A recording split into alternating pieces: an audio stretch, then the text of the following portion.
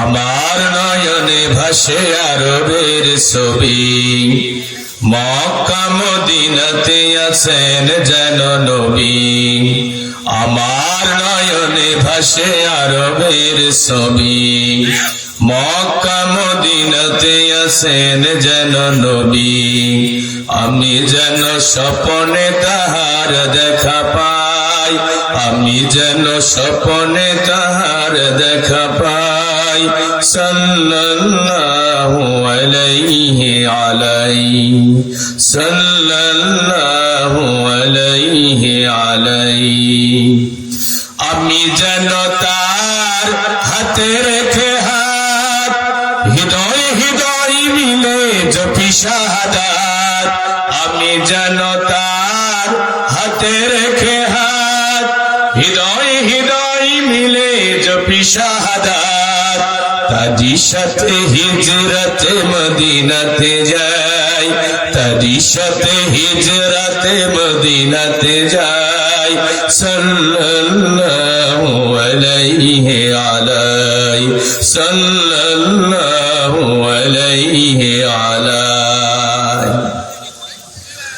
মসজিদে নববীর আঙিনাতে ওই সাহাবার মাহফিলে আমি যেন রই। মসজিদে নববীর আঙিনাতে ওই সাহাবার মাহফিলে আমি যেন রই। আমি তার চেহারার জ্যোতিতে হারাই, আমি তার চেহারার জ্যোতিতে হারাই। সাল্লাল্লাহু আলাইহি আলাইহি, সাল্লাল্লাহু আলাইহি আলাইহি। আমার নয়নে ভাসে আরবের ছবি, মক্কা মদিনাতে আছেন যেন নবী। আমি যেন স্বপ্নে তাহার দেখা পাই, আমি যেন স্বপ্নে তাহার দেখা পাই। সাল্লাল্লাহু আলাইহি আলাইহি, সাল্লাল্লাহু আলাইহি আলাইহি।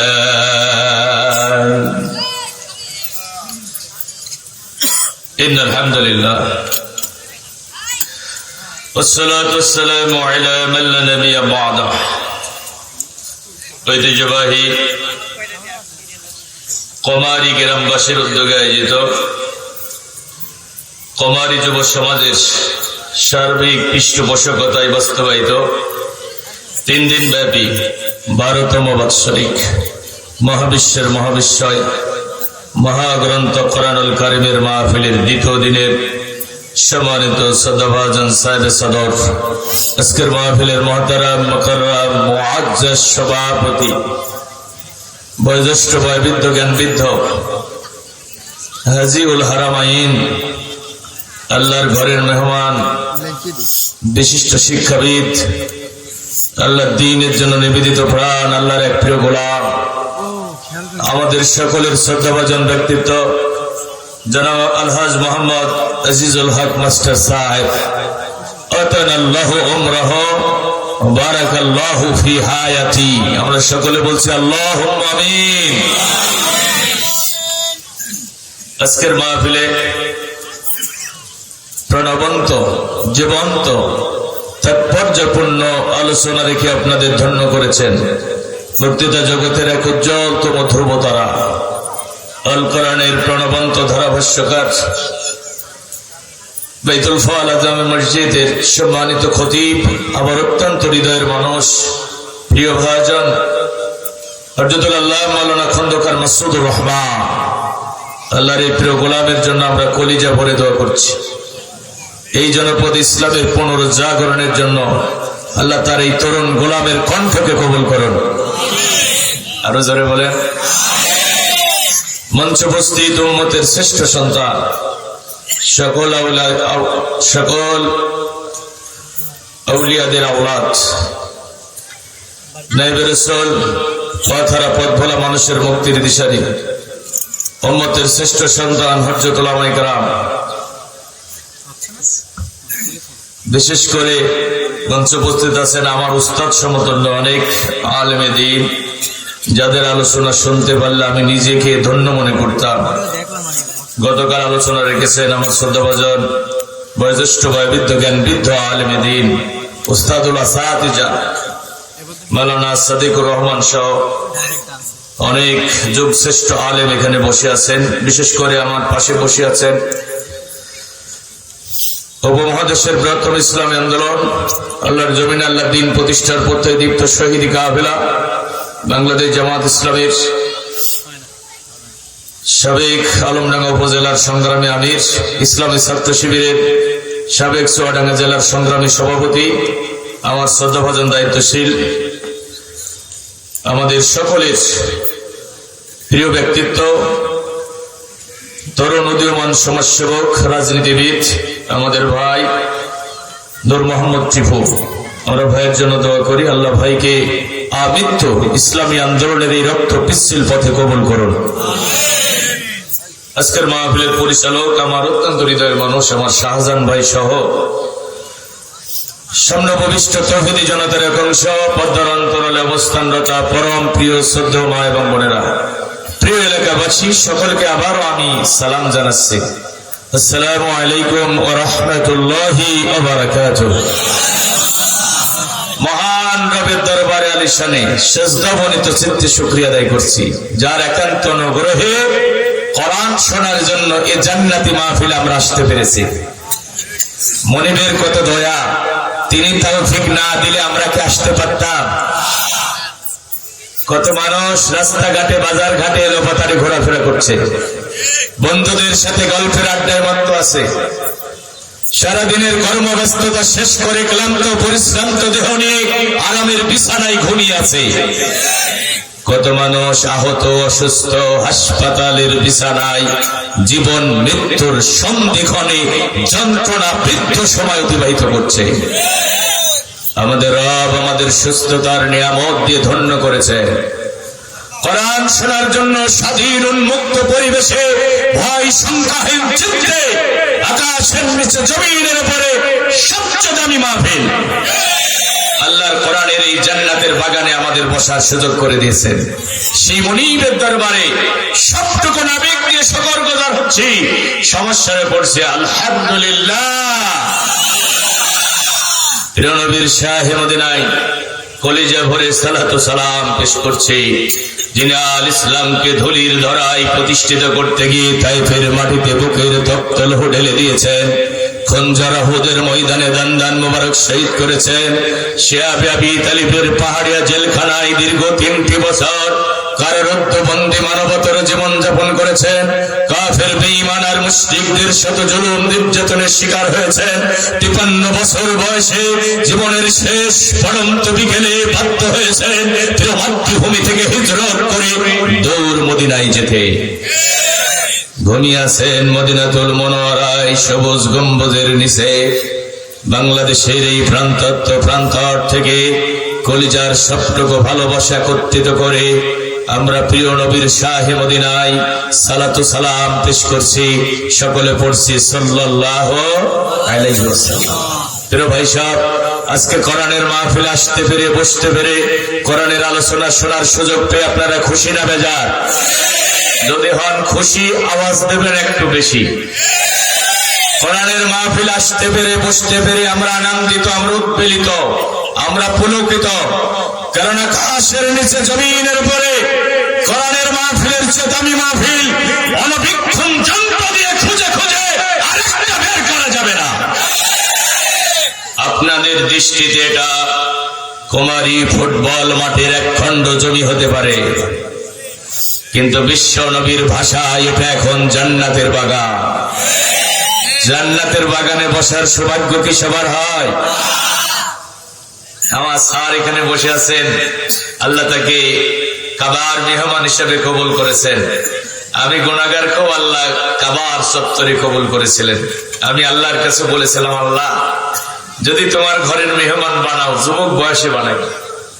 আমাদের এই ভারতীয় উপমহাদেশের মানুষেরা বুড়া বয়সে হজে যায়, কিন্তু আরব কান্ট্রি, ওই যে আফ্রিকা, এরপরে ইন্দোনেশিয়া ওই সাইডে যারা আছে তারা সব যুবক, বেশিরভাগ যুবকেরাই হজ করে। আলহামদুলিল্লাহ, আল্লাহ পাক দুচোখে আমাকে দেখার সুযোগ দিয়েছেন। রাসূলুল্লাহর বাড়ি আর আবু জেহেলের বাড়ি একেবারে পাশাপাশি। আল্লাহ রাসূলের শৈশব দেখেছে, কৈশোর দেখেছে, যৌবন দেখেছে। রাসূলুল্লাহর জান্নাতি কণ্ঠে আবু জেহেল কোরআনও শুনেছে। আমার ভাইরা, আবু জেহেলের ভাগ্যে কি কালেমা জুটেছে? অথচ হাবশী গোলাম বেলাল ইবনে রাবাহ ছুটে এসেছে 1000 মাইল পথ পাড়ি দিয়ে। পারস্যের সালমান ফার্সি ছুটে এসেছে রাসূলুল্লাহর হাতে হাত রেখে কালেমা পড়ে ঈমানের রক্ত বিশ্বল পথের দুঃসাহসিক অভিযাত্রী হয়ে গেছে। অথচ চাচা আবু তালিব 42 বছর রাসূলকে বুকের ভিতরে আগলে রেখেছেন, ভাগ্যে ঈমান জোটে না। আমি সামনে যারা বসে আছেন, যেহেতু এই জনপদে দীর্ঘ 1 যুগ আমি ছিলাম, আর আমার শৈশব কৈশোর তো পাশেই আমার গ্রাম, এখানে কেটেছে। এই জন্য অনেক পরিচিত মুখ মঞ্চে যারা আছেন, সামনে যারা আছেন। আমি দেখছি যে এই কুমারী গ্রামের মানুষগুলো যদি এখানে সমবেত হতো, এই মাঠ কানায় কানায় পরিপূর্ণ হয়ে যেত। সবাইকে আসতে পেরেছে? বাইরের গ্রাম থেকে, বাইরের এলাকা থেকে অনেক আল্লাহর বান্দা বান্দিরা এসেছেন, কিন্তু এই গ্রামের মানুষেরা আসতে পারি নাই। আমরা যারা আসতে পেরেছি আমরা নিঃসন্দেহে সৌভাগ্যবান। কেন সৌভাগ্যবান?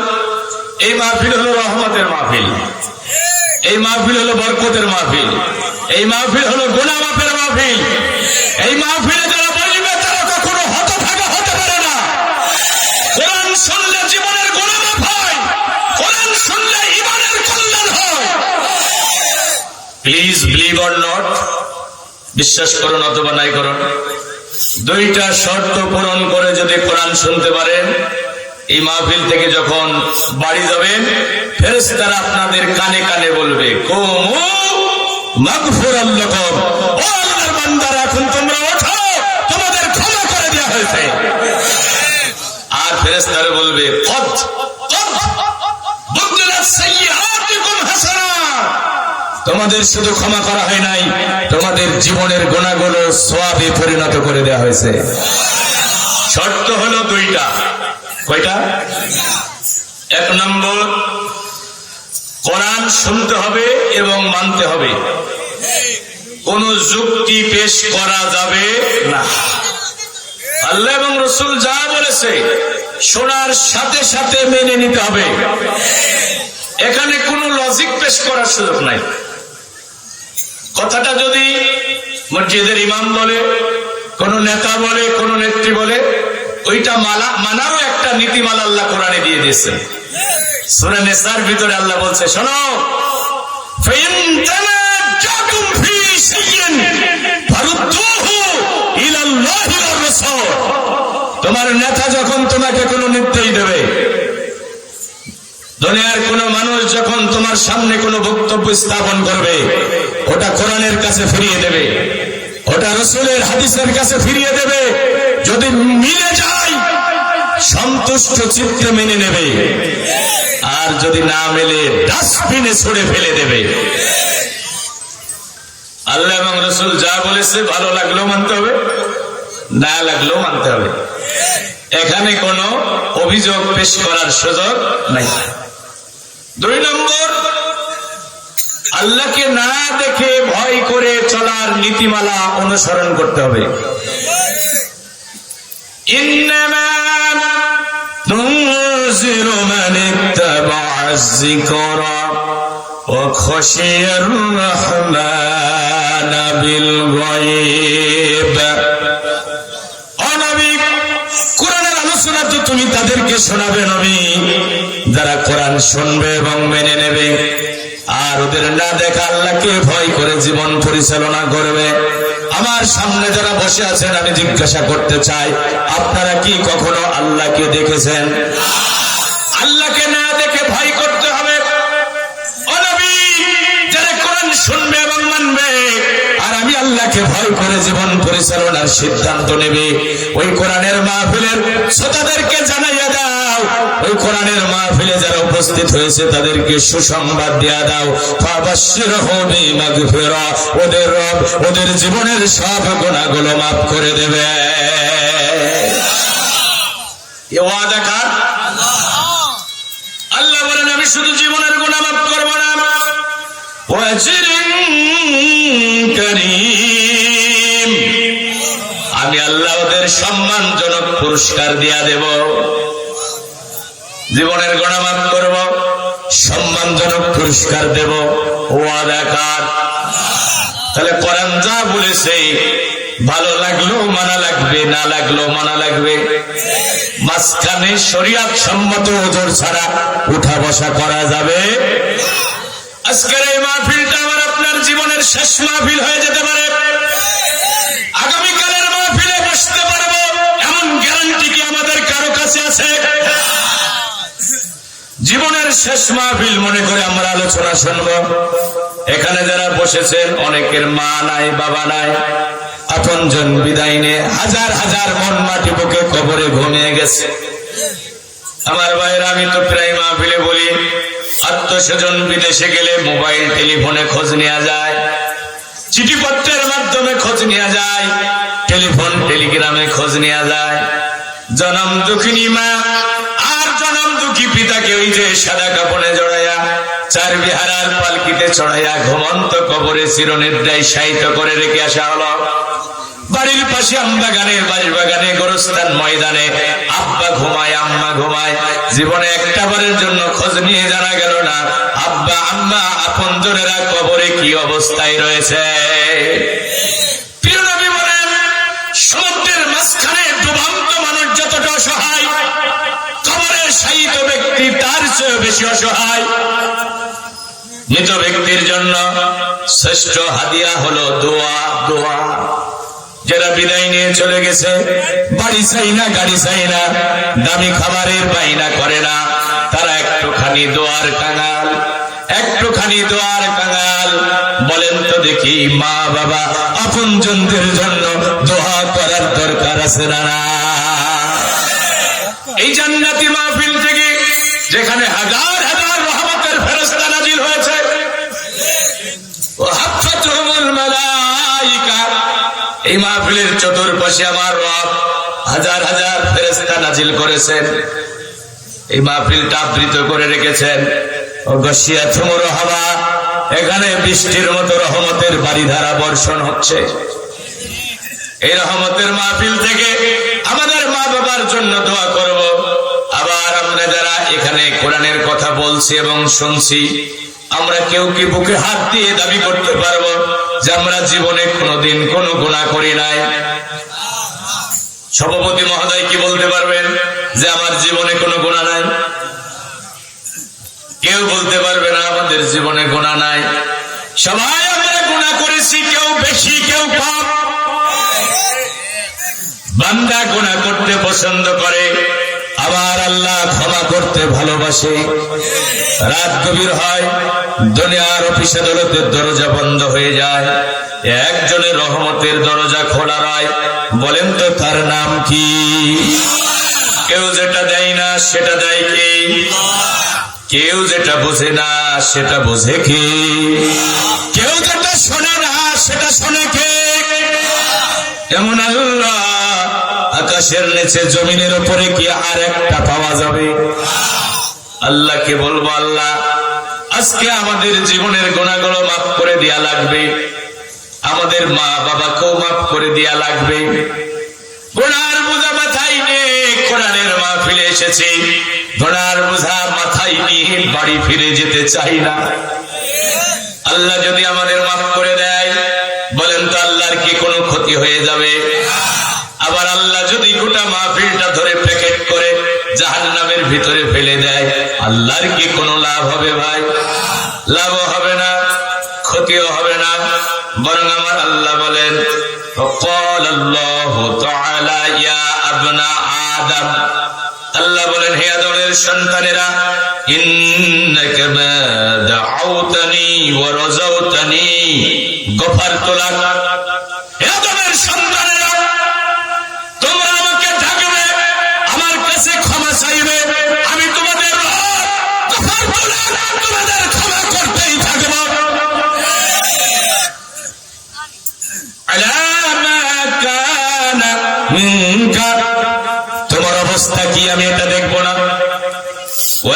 উবালি, তোমাকে ক্ষমা করতে গিয়ে আমি দুনিয়ার কোনো মানুষের পরোয়া করব না। দুনিয়ার কোন মানুষ এ কথা আমাকে বলতে পারবে না, রব্বুল আমিন তোমার এই বান্দা এত এত গুনাহ করেছে, কেন তারে তুমি ক্ষমা করলে? এ কথা বলার দুঃসাহস কি কারো আছে? দুনিয়ার জাজ কোর্ট রায় দিলে হাইকোর্টে অ্যাপিল করার সুযোগ থাকে, হাইকোর্ট রায় দিলে সুপ্রিম কোর্টে অ্যাপিল করার সুযোগ থাকে, কিন্তু আল্লাহর আদালত থেকে যদি কাউকে ক্ষমার ঘোষণা দেয়া হয়, বলেন তো এই ক্ষমার বিরুদ্ধে কেউ কি আর আপিল করতে পারবে? আল্লাহ বলেন,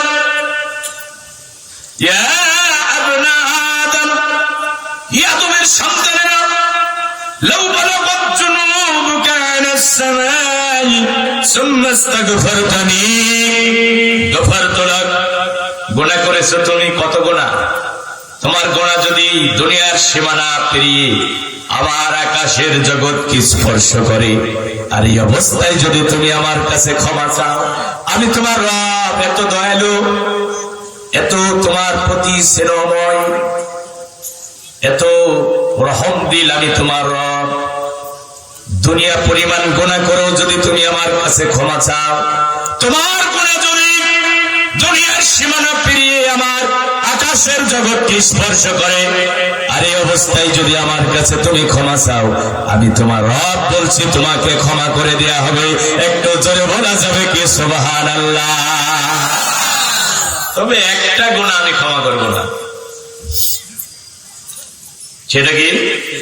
আমি ওই যে সেদিন আলমডাঙ্গা শহরে বলেছিলাম, এই হাদিসটা আমার ওই দিন বলা উচিত ছিল, ইয়া ইবনা আদম লাউ আন্নাকা আতাইতানি বিতুরাবিল আরদি খাতায়া, তুমি যদি দুনিয়া পরিমাণ গুনাহ নিয়ে হাসরের ময়দানে দাঁড়াও, কি পরিমাণ? আজ সুম্মা লাকিতানি লা তুশরিকু বি শাইয়া, তোমার এই গুনার ভিতরে যদি শিরকের গুনাহ না থাকে, আল্লাহ বলছেন আতাইতুকা বিতুরাবিহা মাগফিরা, আমি তোমার রব তার চেয়ে বেশি ক্ষমা নিয়ে তোমার সাথে মোলাকাত করব। আরে জোরে বলেন। হ্যালো ভাইরা আমার, আজকে আমরা আমাদের জীবনের গুনাহগুলো আল্লাহর কাছে ক্ষমা চেয়ে নিয়ে শেষ মোনাজাত করে বাড়ি যাব ইনশাআল্লাহ। আমি লম্বা সময় বলবো না ইনশাআল্লাহ, কারণ সেই আগস্টের 12 তারিখে শুরু করেছি। প্রতিদিন দেশের বিভিন্ন জনপদ এবং প্রান্তরে কথা বলতে হচ্ছে। গতকালও আমার প্রোগ্রাম ছিল রংপুর, অসুস্থ শরীর নিয়ে রংপুর পীরগাছাতে প্রোগ্রাম করে আবার রাতে রওনা দিয়েছি। আমি শারীরিকভাবে অসুস্থ, আর এবার এমন অবস্থা, শুধু চুয়াডাঙ্গা জেলাতে মনে হয় যদি 70-80টা প্রোগ্রাম দিতে পারতাম, তাহলে হয়তো মানুষকে সন্তুষ্ট করতে পারতাম। তো দেশের বিভিন্ন এলাকায় আগে থেকেই শিডিউল নেওয়া আছে, এই জন্য অনেক ভাইকে প্রোগ্রাম দিতে পারছি না, অনেকেই কষ্ট পাচ্ছে, অনেকেই বারবার ফোন দিচ্ছেন। আজকেও অনেক ভাইরা দেখা করতে আসছিল, আমি বললাম যে আসার দরকার নাই, আমি সর্বাত্মক চেষ্টা করব ডেট দেওয়ার জন্য। ভাইরা আমার যারা প্রোগ্রাম নিয়েছেন তাদের ডেট মাইনাস করলে তারা তো কষ্ট পায়, এজন্য তাদেরকে না করাও কষ্ট। আবার এমন কিছু মানুষ ফোন করে তাদেরকে ফিরিয়ে দেওয়াও কষ্ট, মানে একটা উভয় সংকটে আছে। ভাইরা আমার, আল্লাহ পাক রব্বুল আমিন যে কথাগুলো বললে আপনাদের দুনিয়া এবং আখিরাতের কল্যাণ হয়, এমন কিছু কথা আমার জবান দিয়ে আপনাদের সামনে কোরআন এবং হাদিসের অথেন্টিক দলিল দিয়ে পেশ করার তৌফিক দান করুন। আমরা বলছি আল্লাহুম্মা আমিন। আমি আবার অনুরোধ করছি, শরীয়ত সম্মত ওজর ছাড়া আমরা কেউ মাঝখানে উঠা বসা করবো না। এটা রহমতের দরিয়ার ভিতরে বসে আছে, এটা তো সৌভাগ্যের ব্যাপার ভাই। কোরআনের মাহফিলে বসতে পারে, এটা চরম সৌভাগ্যের ব্যাপার। এই জন্য খুব হৃদয় দিয়ে আমার কথাগুলো শুনবেন। ভাইরা আমার, এখানে যারা আপনারা বসেছেন, আমি জানতে চাচ্ছি আপনারা জাহান্নামের আগুন থেকে বাঁচতে চান কিনা? একটা আওয়াজ দিয়ে বলবেন। মঞ্চে যারা আছি, সামনে যারা আছি, পর্দার অন্তরালে যারা আছে, সবাই আমরা জাহান্নামের আগুন থেকে বাঁচতে চাই। একজনও আমরা জাহান্নামে যেতে চাই না। সবাই জাহান্নামের আগুন থেকে বাঁচতে চাই। তাহলে জাহান্নামে যেহেতু যেতে চাই না, তাহলে কোথায় যেতে চাই? জোরে বলেন। জান্নাতে যেতে চাই। কেউ জাহান্নামে যেতে চাই না। জান্নাতে কেন যেতে চাই? জান্নাতে এজন্য যেতে চাই, জান্নাতে যেতে পারাটাই হলো মানুষের জীবনের সবচেয়ে বড় সফলতা। আপনি কোটি কোটি টাকার মালিক হয়েছেন, আপনি নিজেকে মনে মনে সফল ভাবতে পারেন। আপনি গুলশানে বাড়ি বানিয়েছেন, ধানমন্ডিতে বাড়ি বানিয়েছেন, মার্সিডিজ গাড়িতে ঘুরে বেড়ান, এসি রুমে ঘুমান, এমপি হয়েছেন, মিনিস্টার হয়েছেন, রাষ্ট্রপতি চেয়ার পেয়েছেন, মনে মনে নিজেকে সফল ভাবলেও ভাবতে পারেন। ছেলেরে ডাক্তার বানিয়েছেন, ডিসি বানিয়েছেন, এসপি বানিয়েছেন, আপনি নিজেকে একজন সফল পিতা ভাবতেই পারেন। আমি 3-4 বছর আগে মনিরামপুর রাজগঞ্জ এলাকায় একটা মাহফিলে গেলাম। মসজিদের ভিতরে বসে আছি, আল্লাহর এক বান্দার সাথে আমাকে পরিচয় করিয়ে দেওয়া হচ্ছে। বলা হলো ইনি হলেন আমাদের এলাকার সফল পিতা। আমি বললাম কিভাবে সফল? তো লোকেরা বলল যে ইনার 3টা ছেলে, একটা ডাক্তার, একটা ইঞ্জিনিয়ার, একটা ব্যারিস্টার, ইনি হলেন সফল পিতা। তা আমি বললাম দুনিয়াবি দৃষ্টিতে উনি সফল হতে পারেন, কিন্তু প্রকৃত সফল কারা? আজ থেকে 1400 বছর আগে কুরআন নাযিল করে আমার রব তাদের পরিচয় তুলে ধরেছে। ভাইরা আমার, কারা সফল? সূরা আল ইমরানে আল্লাহ বলছেন, কুল্লু নাফসিন যায়িকাতুল মাউত, সবাইকে একদিন মরে যেতে হবে। প্রধানমন্ত্রী একদিন মরে যাবে, রাষ্ট্রপতি একদিন মরে যাবে, প্রধান উপদেষ্টা ডক্টর ইউনূস একদিন মারা যাবে। এই যে পাশে সভাপতির চেয়ারে বসে আছেন আলহাজ মাস্টার আজিজুল হক, তিনিও একদিন মারা যাবেন। এই দুনিয়াতে চিরস্থায়ী ভাবে কেউ থাকতে পারবে না। এই কুমারী গ্রামে আজ থেকে 150-200 বছর আগে যে মানুষগুলো বসবাস করত, আমি আপনাদের বিবেকের কাছে প্রশ্ন ছড়ে দিতে চাই, তারা কি একজনও এখন আছে ভাই? 200 বছর আগে যারা ছিল এখন তারা কেউ নাই। আবার আজ থেকে 100 বছর পরে, 150 বছর পরে এখানে যারা আমরা বসে আছি, আমাদের একজনকেও পাওয়া যাবে না। সবাইকে মরে যেতে হবে, মৃত্যুর হাত থেকে কেউ বাঁচতে পারবে না। স্বাধীনতা সংগ্রামের অভিসংবাদিত নেতা ছিলেন বঙ্গবন্ধু শেখ মুজিবুর রহমান, তিনি কি এখন আছেন? জনপ্রিয় জননন্দিত প্রেসিডেন্ট ছিলেন জিয়াউর রহমান, তিনি কি এখন আছেন? উত্তর জনপদের গণমানুষের নেতা ছিলেন হুসাইন মোহাম্মদ এরশাদ, দীর্ঘ 9 বছর দাপটের সাথে রাষ্ট্র পরিচালনা করেছে। আমি আপনাদের কাছে জানতে চাই, এরশাদ চাচা কি এখন আছে? দীর্ঘ 50 বছর বাংলাদেশের শহর নগর বন্দরে, গ্রাম থেকে গ্রামান্তরে কোরআনের তাফসীর পেশ করেছেন বিশ্বনন্দিত কোরআনের মুফাসসির, আল কোরআনের বুলবুলি, বিশ্ব ইসলামী আন্দোলনের নেতা, জামানার মুজাদ্দিদ, সিংহ পুরুষ আল্লামা দেলাওয়ার হোসেন সাইদি, তিনি কি এখন আছেন?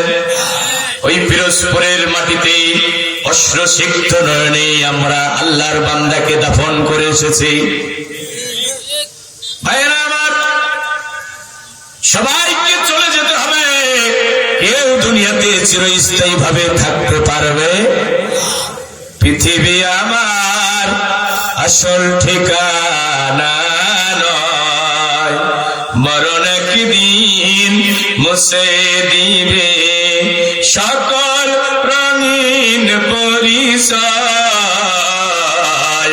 পৃথিবী আমার আসল ঠিকানা নয়, একদিন তোমারই নাম মসজিদে হবে এলান, একদিন তোমারই নাম মসজিদে হবে এলান।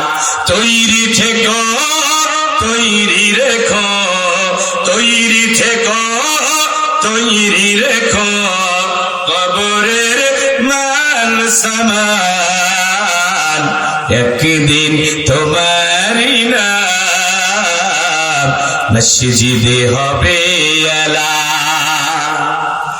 একদিন তোমাকে পরিয়ে কাফন, সঙ্গী স্বজন করবে দাফন।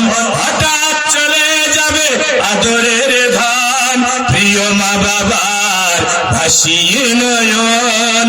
তৈরি থেকো, তৈরি রেখো, তৈরি থেকো, তৈরি রেখো সুন্নতি আমল ঈমান। একদিন তোমারই নাম মসজিদে হবে এলান।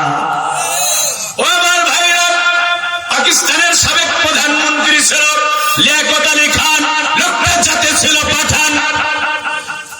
সবসময় বন্দুকধারী বডিগার্ড নিয়ে চলাফেরা করতাম। তিনি একটা জনসভায় বক্তৃতা করতেছিলেন, হঠাৎ আততায়ীর গুলিতে তিনি নিহত হলেন।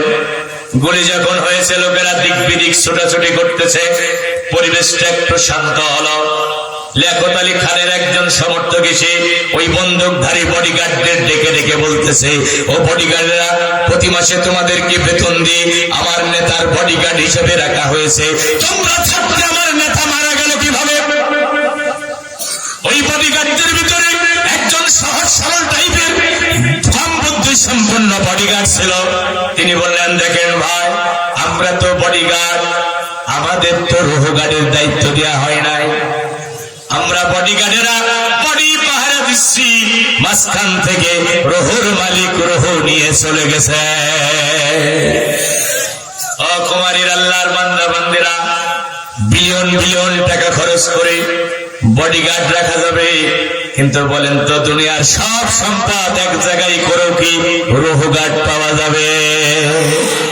সমান যখন জারি হয়ে যাবে, দুনিয়ার কোন ডাক্তার কবিরাজ আমাকে আপনাকে বাঁচাতে পারবে না, মরতেই হবে। মৃত্যু থেকে কেউ বাঁচতে পারবে? وما كان لنفس أن تموت إلا بإذن الله كتابا معجلا। শোনো গোলাম, তুমি শোনো, তোমার মৃত্যু হবে না আমি আল্লাহর হুকুম ছাড়া। আর মৃত্যুর সময় আমি আল্লাহ একটা নির্দিষ্ট কিতাবে লিপিবদ্ধ করে রেখেছি। সময় যখন হয়ে যাবে, বিছানায় ঘুমিয়ে থাকলেও সকালবেলা ওঠার সুযোগ হবে। আল্লাহ বলছে, তুমি মরে যাবা। এখন তুমি শোনো, কোথায় তোমার জীবনের সফলতা, তুমি শোনো। ফামান যুযিহা আনিন নার উদখিলাল জান্নাত ফাকাদ ফাজ। যদি তুমি মরণের পরে জাহান্নামের আগুন থেকে বাঁচতে পারো, আর এই নিয়ামতে ভরা জান্নাতে অনুপ্রবেশের অনুমোদন যদি তোমার ভাগ্যে জুটে যায়, এটাই হলো তোমার জীবনের সবচেয়ে বড় সফলতা। এই সফলতার কথা কে বললেন? তো জোরে বলেন। জাহান্নামের আগুন থেকে বাঁচতে পারাটাই হলো সবচেয়ে বড় সফলতা। আমার ভাইরা, শিল্পপতি গুলশানে বাড়ি, বনানীতে বাড়ি, ধানমন্ডিতে বাড়ি, মার্সিডিজ গাড়িতে ঘুরে বেড়াই, এসি রুমে ঘুমায়। ওই চৌধুরী শিল্পপতি যদি রাতের বেলা মারা যায়, স্বজনেরা কি করুণা করে রাতটুকু এসি রুমে থাকার সুযোগ দেবে ভাই? এসি রুম থেকে বের করে বাড়ির বারান্দায় মসজিদের খাটিয়ার উপরে শোয়া দেবে। প্রতিটা মসজিদের বারান্দায় একটা করে খাটিয়া আছে না নাই? জোরে বলেন। আপনাদের মসজিদে খাটিয়া নাই? রাতের বেলা যদি মারা যায়, এসি রুম থেকে বের করে মসজিদের খাটিয়ার উপরে শোয়া বাড়ির বারান্দায় রেখে দেবে। চৌধুরীর হাতে একটা দামি ব্র্যান্ডের ঘড়ি ছিল, স্বজনেরা ওইটা খুলে নেবে। চৌধুরীর হাতে একটা দামি আকট পাথরের আংটি ছিল, ওইটাও স্বজনেরা খুলে নেবে।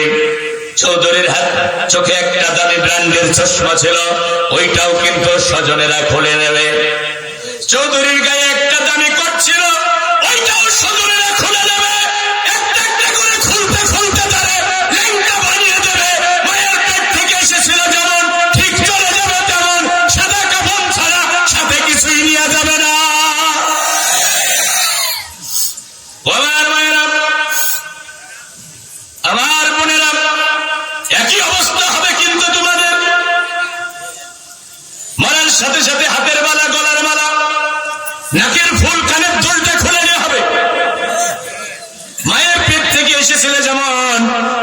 পিছনে যাবে তেমন 3.5 হাত জায়গার বেশি নিয়ে যাবে। রাষ্ট্রপতির জন্য 3.5 হাত, শিল্পপতির জন্য 3.5 হাত, ওই রিক্সা চালক যিনি ফুটপথে কুড়ে ঘরে জীর্ণ শীর্ণ বাড়িতে থাকেন, দুবেলা দুমুঠো খাবার জোটে না, তার জন্য 3.5 হাত, এর বেশি নিয়ে যাবে না। ওই কবরে তোমাকে রেখে আসা হবে। তুমি এত জনপ্রিয় নেতা, রাস্তায় যখন বের হতে শত শত কর্মী তোমার পিছনে থাকতো। কবরে যে দেখো তুমি, কবরে যে দেখো তুমি, ওখানে তুমি রেখা, তোমার একজন কর্মী তোমার সাথে যাবে না। একটা কর্মী যাবে, তোমার আদরের ছেলে তোমার সাথী হবে না, তোমার প্রিয়তমা স্ত্রী তোমার সাথে যাবে না। যাবে কি? এখন ওই কবরে গিয়ে যদি তুমি আসামি হয়ে যাও, ওই কবরে গিয়ে যদি তুমি আসামি হয়ে যাও, তোমার ভাগ্যে যদি জান্নাত না জোটে, তুমি যদি জাহান্নামী হয়ে যাও, তোমার মতো হতভাগা, দুর্ভাগা, কপাল পোড়া, ব্যর্থ মানুষ আকাশের নিচে জমিনের উপরে আরেকটাও পাওয়া যাবে না। তুমি ব্যর্থ, তুমি হতভাগা, যদি তোমার ভাগ্যে জান্নাত না জোটে।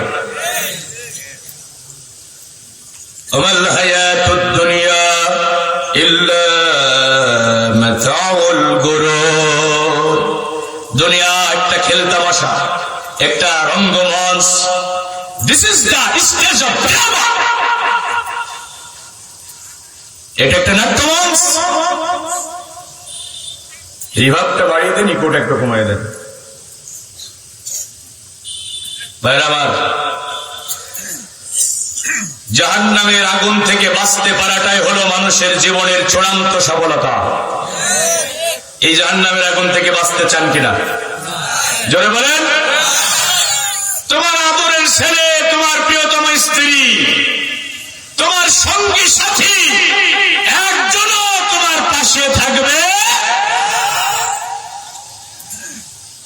যেতে হবে শূন্য হাতে, যেতে হবে শূন্য হাতে, সঙ্গে কেহ যাইবে না। 3.5 হাত জায়গা পাবি, পাবি না রে বিছানা। 3.5 হাত জায়গা পাবি, পাবি না রে বিছানা। ভাইরা আমার, তাহলে জাহান্নামের আগুন থেকে বাঁচা যাবে কি কাজ করলে, এইটা আজকে আমি আপনাদের সামনে বলবো। জাহান্নামের আগুন থেকে বাঁচার পন্থা বলে দিয়েছেন কে? জোরে বলতে হবে। আল্লাহ চাই না তার কোন বান্দা, তার কোন বান্দি জাহান্নামী হোক। এই জন্য জাহান্নামের আগুন থেকে বাঁচার জন্য আল্লাহ পাক একটা ব্যবসার কথা বলেছেন। একটা ব্যবসা করলে জাহান্নামের কঠিন যন্ত্রণাদায়ক আযাব থেকে বাঁচা যাবে। এটা কে বলেছে? আওয়াজ দিয়ে বলেন। আল্লাহর কথা কি মিথ্যা হতে পারে? ওয়াদাল্লাহি হাক্কা, আল্লাহর ওয়াদা হলো সত্য ওয়াদা। মান ক্বালা বিহি সাদাকা, নবীজি বলেছেন আল্লাহ যা বলেছে তা সত্য বলেছেন। আল্লাহর কথার মধ্যে কোনো সন্দেহের অবকাশ নাই। আল্লাহ পাক রব্বুল আমিন বলেন, ইয়া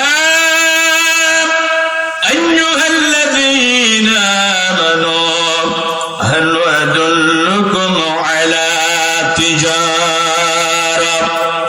ওই ইমানদারেরা, আমি আল্লাহ কি তোমাদের একটা ব্যবসার কথা বলবো, একটা বাণিজ্যের কথা বলবো, যে ব্যবসা করলে, যে বাণিজ্য করলে তুমজিকুম মিন আযাবিন আলীম, যে ব্যবসা করলে জাহান্নামের কঠিন যন্ত্রণাদায়ক আযাব থেকে বাঁচা যাবে। কে বলছেন? ওই ইমানদারেরা। এখানে কি শুধু পুরুষ ইমানদারদের কথা বলছে না মহিলারাও আছে?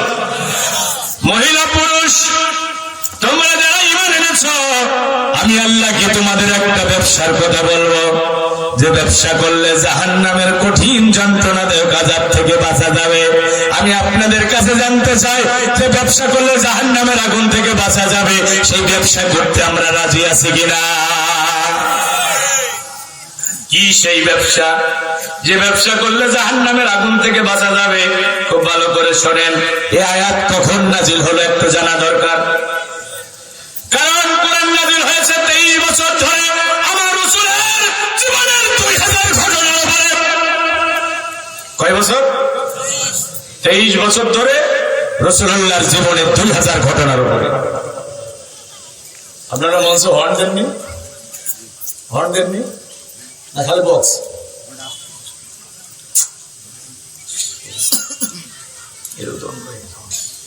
বাইরে আমার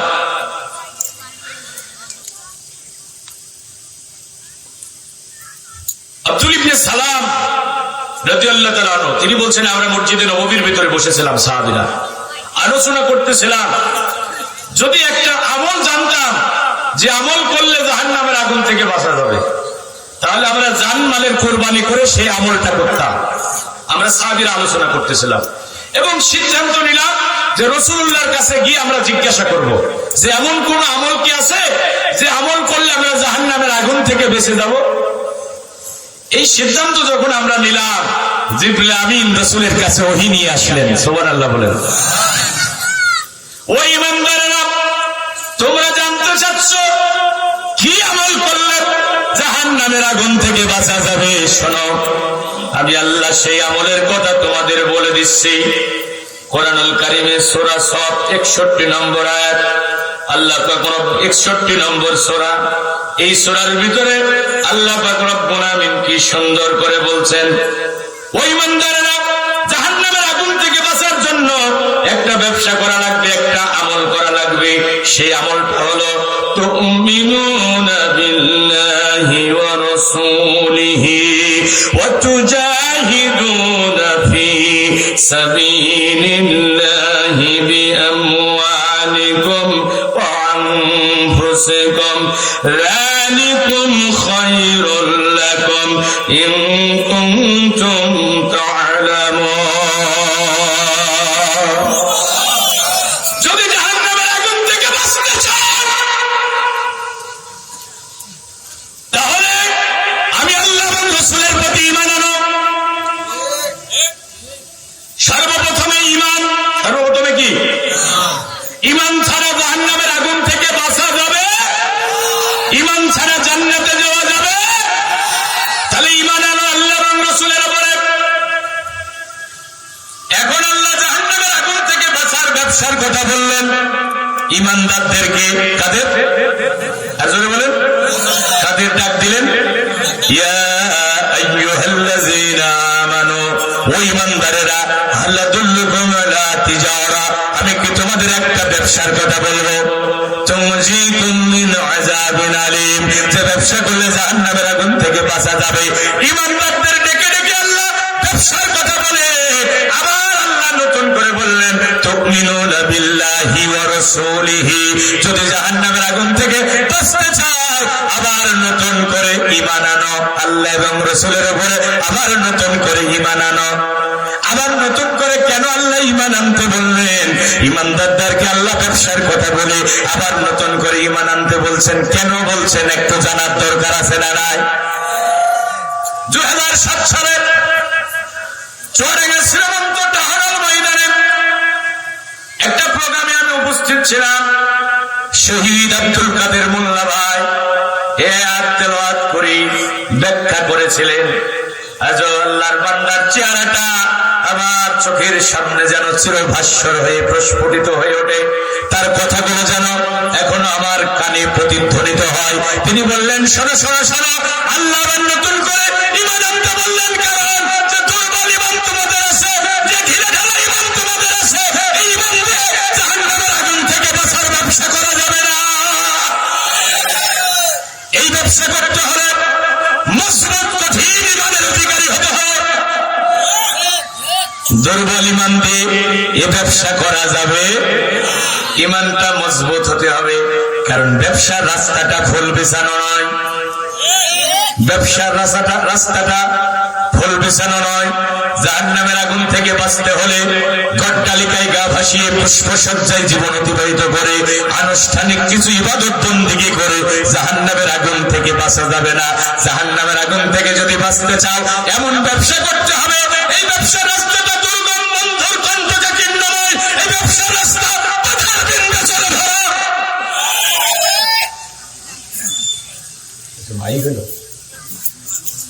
এই ব্যবসা করতে হলে ব্যবসা রাস্তার বাঁকে বাঁকে ফেরাউন নমরুদ আবু জেহেল আবু লাহাব উতবা শাইবার প্রেতাত্মাদের সাথে দেখা হবে।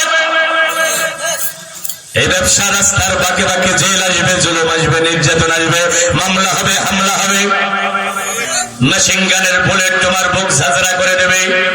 এই ব্যবসার রাস্তায় চলতে গেলে এমনকি তোমাকে ফাঁসির মঞ্চ ঝুলতে হতে পারে। এই ব্যবসার রাস্তায় চলতে গেলে তুমি বিশ্বের অন্যতম মুফাসসির হওয়ার পরেও তোমাকে 13 বছর জেলখানায় থাকা লাগতে পারে। এই ব্যবসার রাস্তায় চলতে গেলে তোমাকে কোরআনের একজন ফেরিয়ালা হওয়ার পরেও তোমাকে মানবতা বিরোধী অপরাধী বানানো হতে পারে। তোমাকে ধর্ষক বানাবে, তোমাকে লুণ্ঠনকারী বানাবে, তোমাকে খুনি বানাবে। এত বিপদ মুসিবত, জুলুম, নির্যাতন, অত্যাচারের স্টিমুলার চতুর্দিক থেকে তোমাকে ঘিরে ফেলবে। এরপরও যদি তুমি হিমালয় পর্বতের মতো মাথা উঁচু করে অথবা বিশাল ঈমানের পথে দাঁড়িয়ে থাকতে পারো, তাহলে তুমি জাহান্নামের আগুন থেকে বাঁচার সুসংবাদ পাবে। ভাইরা আমার, খুব হৃদয় দিয়ে আমার কথাগুলো শোনেন। মজবুত ঈমান যদি কারো থাকে, সে কি আযান হওয়ার পরে নামাজ ছেড়ে দিতে পারে? তার মানে এই ব্যবসা করতে হলে মজবুত ঈমানের অধিকারী হতে হবে। এখন ঈমান যাদের মজবুত, তারা কি আযান হওয়ার পরে চায়ের দোকানে গল্পের আড্ডায় থাকতে পারে? এক হাতে চায়ের কাপ, এক হাতে সিগারেট, কোনটা থেকে কোনটাই টান মারবে, মাথায় কাজ করবে না। কয় মৌলবীদের মতো তো খারাপ না, নামাজ না পড়লে আমার ঈমান ঠিক আছে। এরকম মুসলমান আমাদের এলাকায় আছে না নাই? হে ভাই, ভালো করে শোনেন, আপনার ঈমান যদি মজবুত হয় তাহলে কি আপনি ওজনে কম দিতে পারবেন? আপনার ঈমান যদি মজবুত হয় তাহলে আপনি কি সুদের কারবারি করতে পারবেন? আপনার ঈমান যদি মজবুত হয় আপনার বউ আপনার মেয়েকে কি বেপরোয়া রাস্তায় বের করতে পারবেন? আপনার ঈমান যদি মজবুত হয় তাহলে আমি আপনাদের কাছে জানতে চাই, আপনি কি কারো নামে মিথ্যা মামলা দিতে পারবেন? কথা বলেন না কেন? মজবুত ঈমান যাদের আছে তারা কখনো তার হাতের দ্বারা, তার জবানের দ্বারা কোন মুসলমানের ক্ষতি হতে পারে না। মজবুত ঈমান যাদের আছে, চোর দখলের মতো মানুষের জায়গা জমি দখল করতে পারে না তারা। মজবুত ঈমান যাদের আছে, তারা কখনো চাঁদাবাজি, টেন্ডারবাজি, মাস্তানি করতে পারে না। মজবুত ঈমান যাদের আছে, তারা কখনো মদ গাঁজা ফেনসিডিলের আড্ডায় থাকতে পারে না। মজবুত ঈমান যাদের আছে, তারা কখনো মা বাবার সাথে বেয়াদবি করতে পারে না। ভাইরা আমার, কতগুলো ভালো করে শোনেন। মজবুত ঈমান যাদের আছে, তারা বক্স বাজিয়ে সাধারণ মানুষের রাতের ঘুম নষ্ট করতে পারে না। আপনাদের এলাকায় আছে না নাই? ডিজে গান বাজায়, হ্যাঁ এখানেই বাজায়, এটা হারাম। ও যুবকেরা, আমি তোমাদেরকে বলছি, ডিজে গান শোনার জন্য, বক্স বাজিয়ে নাচানাচি করার জন্য তোমাদের রব তোমাদেরকে পৃথিবী, তোমার রব তোমাকে পৃথিবীতে পাঠায় নাই। ভেঙে ফেলবো না, একটা সালাম সৃষ্টি হচ্ছে। 3 দিনের মাহফিল সবসময় সস্তে, একে একটু বন্ধ করেন। ভাইরা আমার, যুবকেরা শোনো, যুবকেরা শোনো, ইসলাম প্রতিষ্ঠার জন্য রাসূলুল্লাহকে সবচেয়ে বেশি সহযোগিতা করেছে যুবকেরা। যুবকদের রক্তের উপরে পৃথিবীর মঞ্চে ইসলামের ফাউন্ডেশন তৈরি হয়েছে। তুমি তোমার শোনো যুবকেরা, 5টা প্রশ্নের উত্তর না দেওয়া পর্যন্ত তোমার রব তোমাকে হাসরের ময়দানে এক কদম নড়তে দেবে না। মধ্যে একটা প্রশ্ন হবে, তোমার যৌবনকাল কোন পথে কাটিয়েছ? রাতের বেলা ডিজে গান শুনে নাচানাচি করে মানুষের ঘুমের ব্যাঘাত সৃষ্টি করে কাটিয়েছ, না আল্লাহর ইবাদতে কাটিয়েছ? তোমাকে আল্লাহর আদালতে জবাবদিহি করাই রাখবে। সুতরাং আজকে থেকে বলবো, আমার আলহাজ আজিজুল হক মাস্টার এখানে আছেন, আমার মহসিন ভাই এখানে আছেন, সামাজিক ভাবে আপনারা সিদ্ধান্ত নেবেন যে এই কুমারী গ্রামে কোন ডিজে গান চলবে না। এটা শুধু ওয়াজ করে বন্ধ করা যাবে না। এখানে সমাজের যারা নেতৃত্ব আছে তাদেরকে দৃঢ় সিদ্ধান্ত নিতে হবে। বিয়ের আসরে, বিয়ের অনুষ্ঠানে যদি বক্স বানানো হয়, ওই বিয়ের অনুষ্ঠানে আমরা সামাজিক ভাবে কেউ যাব না। সিদ্ধান্ত নিতে হবে। আরে ভাই, আমাদের আল্লাহ সৃষ্টি করেছে ইবাদত করার জন্য। ইবাদতের ভিতরে একটা স্পেসিফিক আমল আছে, সেটা হলো খেলাফত। সেটা হলো খেলাফত। সেটা কি? ইবাদত হলো আল্লাহ যা বলেছে তা করা, যা নিষেধ করেছে তা না করা। আর খেলাফত হলো আল্লাহ যা বলেছে তা করানো, যা নিষেধ করেছে ওইটা বন্ধ করে দেওয়া। সকল মানুষ, সকল শিক্ষকই মানুষ, কিন্তু সকল মানুষ শিক্ষক নয়। সকল শিক্ষকই মানুষ, সকল শিক্ষক মানুষ, সকল শিক্ষকই মানুষ, সকল মানুষ শিক্ষক নয়। সকল আলেমই মানুষ, কিন্তু সকল মানুষ আলেম নয়। কথা বুঝছেন? সকল ইবাদতই, সকল ইবাদতই, সকল খেলাফতই ইবাদত, কিন্তু সকল ইবাদত খেলাফত নয়। ইবাদত হলো আল্লাহ যা বলেছে তা করা, যা নিষেধ করেছে তা না করা। আর খেলাফত হলো আল্লাহ যা বলেছে তা করানো, যা নিষেধ করেছে তা বন্ধ করা। হুকুম মানা, নিষেধ ছাড়া ইবাদত। হুকুম মানা না, নিষেধ ছাড়ানো, এটা হলো খেলাফত। আমি কি কথা বোঝাতে পারছি? তাহলে আমি গান শুনতে নিষেধ করেছে আল্লাহ, আমি গান শুনি না, এটা কি ইবাদত? আর কথা বলেন না, এটা কি? আল্লাহ নামাজ পড়তে বলেছেন, আমি নামাজ পড়ি, এটা কি? এখন খেলাফত হলো আমি তো নামাজ পড়ি, এখন আযান হওয়ার পরে কিছু মানুষ দোকানপাট খোলা রেখে চায়ের দোকানে বসে গল্প করে। খেলাফত হলো তাদেরকে পিটিয়ে পিটিয়ে মসজিদে ঢুকানো। কথা বোঝেন নাই? আমি মদ খাই না, এটা হলো ইবাদত। আর মদের লাইসেন্স বন্ধ করে মদ নিষিদ্ধ করে দেয়া, মদ খোরকে ধরে 80 বেত্রাঘাত করা, এটা হলো খেলাফত। আমি চুরি করি না, এটা হলো ইবাদত। চোরকে ধরে হাত কেটে দেয়া, এটা হলো খেলাফত। এখন আমাদের দেশে ইবাদত আছে, খেলাফত নাই, এই জন্য বক্স বন্ধ করা যাচ্ছে না। যদি খেলাফত থাকতো, কোন বাপের বেটার ক্ষমতা ছিল না রাতের বেলা ডিজে গান বাজিয়ে মুসলমানদের রাতের ঘুমের বিঘ্ন সৃষ্টি করা। ভাইরা আমার, কষ্ট পাচ্ছেন? আমি যুবকদের বলবো, মন খারাপ করো না। যুবকেরা, মন খারাপ করো না। ইসলামের বিজয়ের জন্য 3টা জিনিস দরকার। একটা হলো মুরব্বীদের নেতৃত্ব, যুবকদের রক্ত, আর ধনীদের অর্থ। এই 3টা জিনিসের সমন্বয়ে ইসলামের বিজয় আসবে।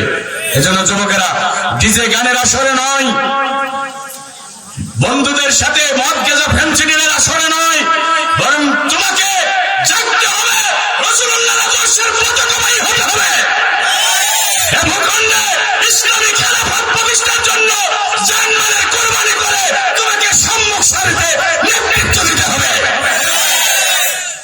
ভাইরা আমার, মজবুত ঈমান যাদের আছে, তাদের হাতের দ্বারা, জবানের দ্বারা কোন মুসলমানের ক্ষতি হতে পারে। এরপরে আল্লাহ বলছে, আল্লাহ এবং রাসূলের প্রতি ঈমান আনবা, আর কি করবা? তুজাহিদুনা ফি সাবিলিল্লাহি বিআমওয়ালিকুম ওয়া আনফুসিকুম, তোমাদের জান এবং মাল দিয়ে আল্লাহর জমিনে এই খেলাফত প্রতিষ্ঠার জন্য জিহাদ ফি সাবিলিল্লাহর কাজ করবা, প্রাণান্তকর প্রচেষ্টা করবা। এটা কার কথা? আল্লাহর জমিনে আল্লাহর দ্বীন কায়েম করা, কোরআনের রাজ কায়েম করা, খেলাফত কায়েম করা, ইমারত ইসলাম কায়েম করা, সবই একই কথা। সব সমর্থক শব্দ। দিন কায়েম, কোরআনের রাজ কায়েম, খেলাফত কায়েম, যাই বলেন না কেন সবই সমর্থক শব্দ। তার মানে জান আর মাল দিয়ে আল্লাহর জমিনে আল্লাহ দিন বিজয়ী করার জন্য চেষ্টা করা লাগবে যদি জাহান্নামের আগুন থেকে বাঁচতে হয়। কথা কার? দিন বিজয়ী করার মানে কি? খেলাফত কায়েমের মানে কি? খেলাফত কায়েমের মানে হলো ব্যক্তি জীবন থেকে শুরু করে আন্তর্জাতিক জীবন, রান্নাঘর থেকে বঙ্গভবন চলবে আল্লাহর আইনে,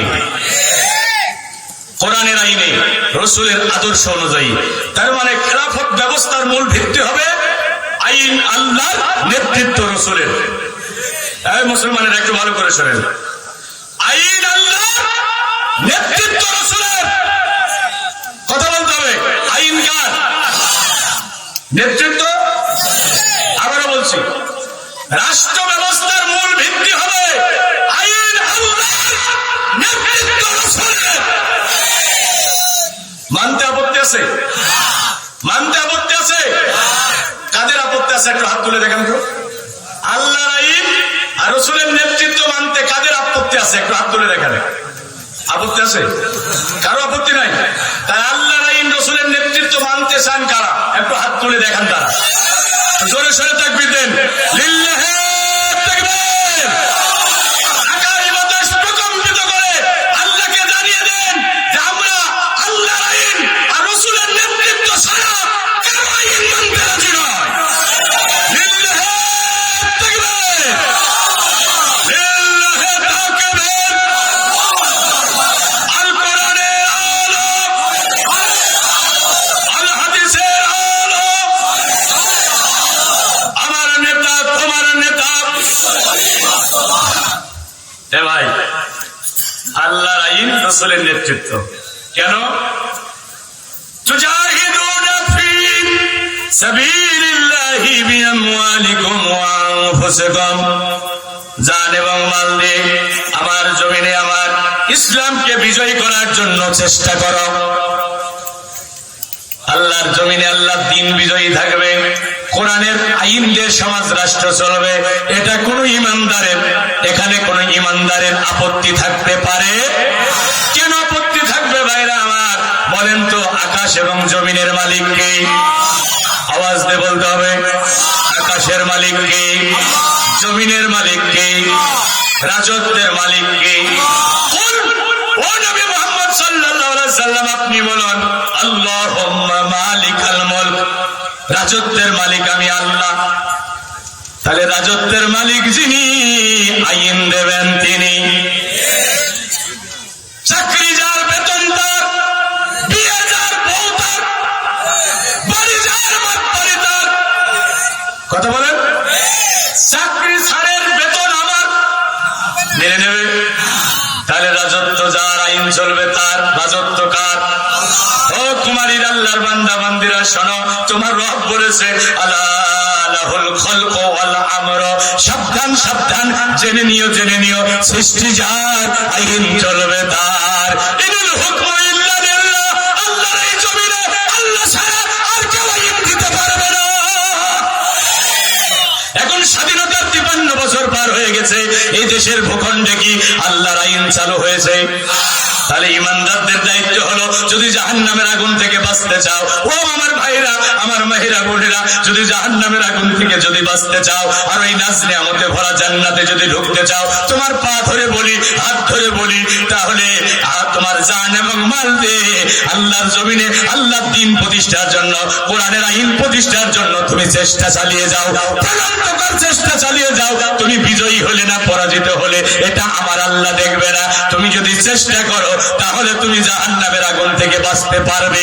ওয়াদা কার? যারা বলেন ওয়াদা কার? হ্যাঁ ভাই, অনেকে বলে হুজুর সব জায়গায় কোরআনের আইনের কথা বলেন, এই দেশে কোরআনের আইন চালু হবে কবে? আমি বলি ভাই, চালু হলো কি হলো না এটা দেখার দরকার নাই। মজুরি দিলে পারিশ্রমিক অবশ্যই পাওয়া যাবে। শ্রম দিলে মজুরি দেবেন কে? আমি আপনাদের কাছে বলি, মুয়াজ্জিনের দায়িত্ব হলো আযান দিয়া। মুয়াজ্জিনের দায়িত্ব কি? জোরে বলেন। আযান শুনে একজন মুসল্লি আসে নাই, আযান কি বন্ধ হবে? আযান দেওয়ার পরে মসজিদ কানায় কানায় পরিপূর্ণ হয়ে গেছে। মুয়াজ্জিন কি খুশিতে আত্মহারা হয়ে আজান বন্ধ করে দেবে? মুসল্লি আসলেও মুয়াজ্জিন আজান দেবে, মুসল্লি না আসলেও মুয়াজ্জিন আজান দেবে, কারণ মুয়াজ্জিনের দায়িত্বই হলো আজান দেয়া। ও কুমারীর মুসলমানেরা, তোমরা যারা ঈমান এনেছো, তোমরা যারা জাহান্নামের আগুন থেকে বাঁচতে চাচ্ছ, তোমরা প্রত্যেকেই তাওহীদের মুয়াজ্জিন। তোমরা প্রত্যেকে এক একজন কোরআনের মুয়াজ্জিন। তোমার দায়িত্ব হলো মানুষকে কোরআনের পথে ডাকা। তোমার দায়িত্ব হলো জানমালের কোরবানি করে আল্লাহর জমিনে আল্লাহর দ্বীন বিজয়ী করার জন্য চেষ্টা চালিয়ে যাওয়া।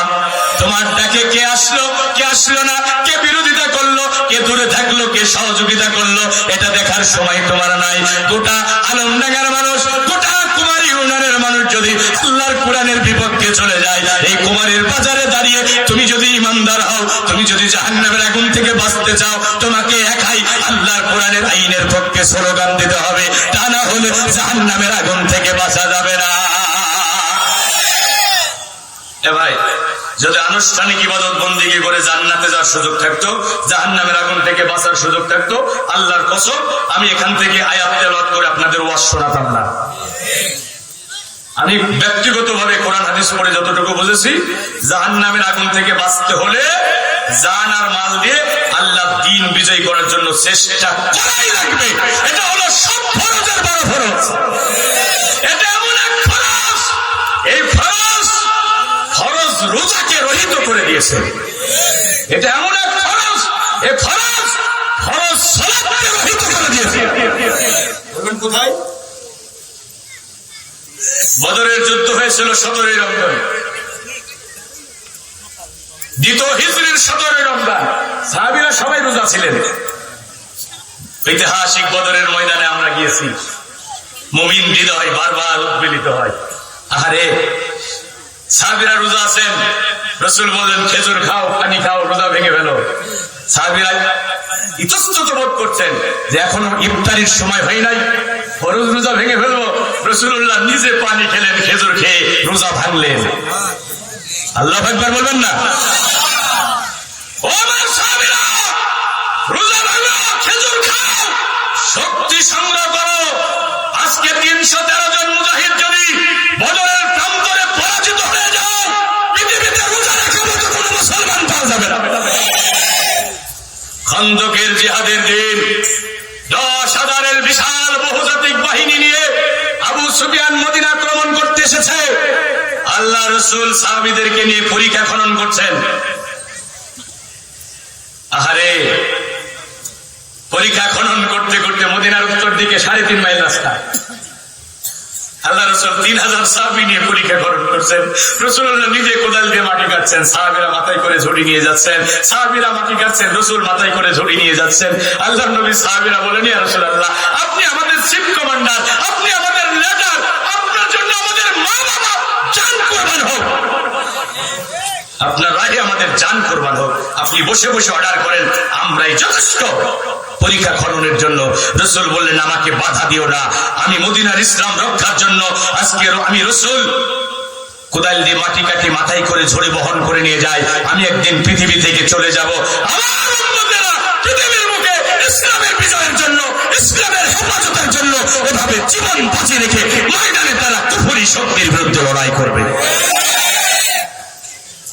এ ভাই, এগুলো কি সব গল্প কাহিনী? এগুলো বাবার কাহিনী না, এটা কোনো কিসসা কাহিনী না, এগুলো সব ইতিহাস, অথেন্টিক ইতিহাস। আল্লাহ রাসূল পরীক্ষা খনন করতে করতে সালাতের রক্ত হয়ে গেছেন, ফরজ সালাতের রক্ত। আল্লাহ রাসূল সালাতের জন্য যাচ্ছেন, জিবরিল আমিন এসে বলছে, ইয়া রাসূলুল্লাহ, কত রক্ত সালাত কাজা গেল, আল্লাহর কাছে জবাবদিহি করা লাগবে না। আগে 10,000-এর বিশাল বাহিনী নিয়ে আবু সুফিয়ান মদিনার দিকে আসছে, ওই বাহিনীর মোকাবেলা করেন। কারণ আজকে যদি মদিনার ইসলামী রাষ্ট্রের স্বাধীনতা, সার্বভৌমত্বের অখণ্ডতা, অস্তিত্ব বিনষ্ট হয়ে যায়, পৃথিবীতে নামাজ পড়া মতো আর কোনো মুসলমান পাওয়া যাবে না। সুতরাং সন্তান মরে যাক, মা বেঁচে থাক, মা বেঁচে থাকলে আবার সন্তান হবে। আর মা যদি মরে যায় আর সন্তান পাওয়া যাবে না। ইসলাম হলো মা, আর ইসলামের বিধানগুলো হলো সন্তান। সুতরাং সালাত ছেড়ে দেন, ইসলামকে বিজয়ী, ইসলামকে হেফাজত করার জন্য আগে পরীক্ষা খনন করেন। চার রক্ত সালাত কাজা গেছে মদিনার ইসলাম রক্ষা করতে গিয়ে। কয় ওয়াক্ত? ফরজ না নফল? ও নামাজি, ও নামাজি, নামাজের সামনের কাতারে থাকো, সকাল সন্ধ্যা জিকির করো। ও রোজাদার, রমজান মাসে রোজা রাখো, নফল রোজাও তুমি ছাড়ো না, অথচ দিন কায়েমের ব্যাপারে তোমার অন্তরে কোনো অনুভূতি না। তোমার চোখের সামনে কোরআনের বাণী নীরবে নির্ভীতে ঘুমরে ঘুমরে কাঁদে, রাসূলের আদর্শ পদদলিত হই, আর তোমার হৃদয়ে এতটুকু রক্তক্ষরণ হয় না দিন বিজয়ী করার ব্যাপারে, কোরআনের সমাজ কায়েমের ব্যাপারে তোমার অন্তরে কোনো তামান্না নাই। আরে তুমি তো মরার সময় মুনাফিক হয়ে মরবে। রাসূলের হাদিস, মুসলিমের হাদিস, من مات ولم يغزو ولم يحدث به نفسه مات على شعبة من النفاق। যে ব্যক্তি মরে গেল দিন বিজয় করার জন্য জিহাদ করলো না, জিহাদের চেতনাও তার অন্তরে জাগ্রত হলো না, সে মরে যাবে মুনাফিক হয়ে। আপনারা কি মুনাফিক হয়ে মরতে চান? আমাদের মুসলমানের আপনারা কি কাফের হয়ে মরতে চান? মানব প্রসূত মতাদর্শের অগ্রাস নস্বাত হবে, বাংলাদেশের পার্লামেন্টে কোরআনের আইন প্রতিষ্ঠিত হবে, এদেশের প্রতিটা মসজিদের মিনারে মিনারে ইসলামের বিজয় খচিত কালেমার প্রতিকর্তন হবে। কারা কারা দেখতে চান?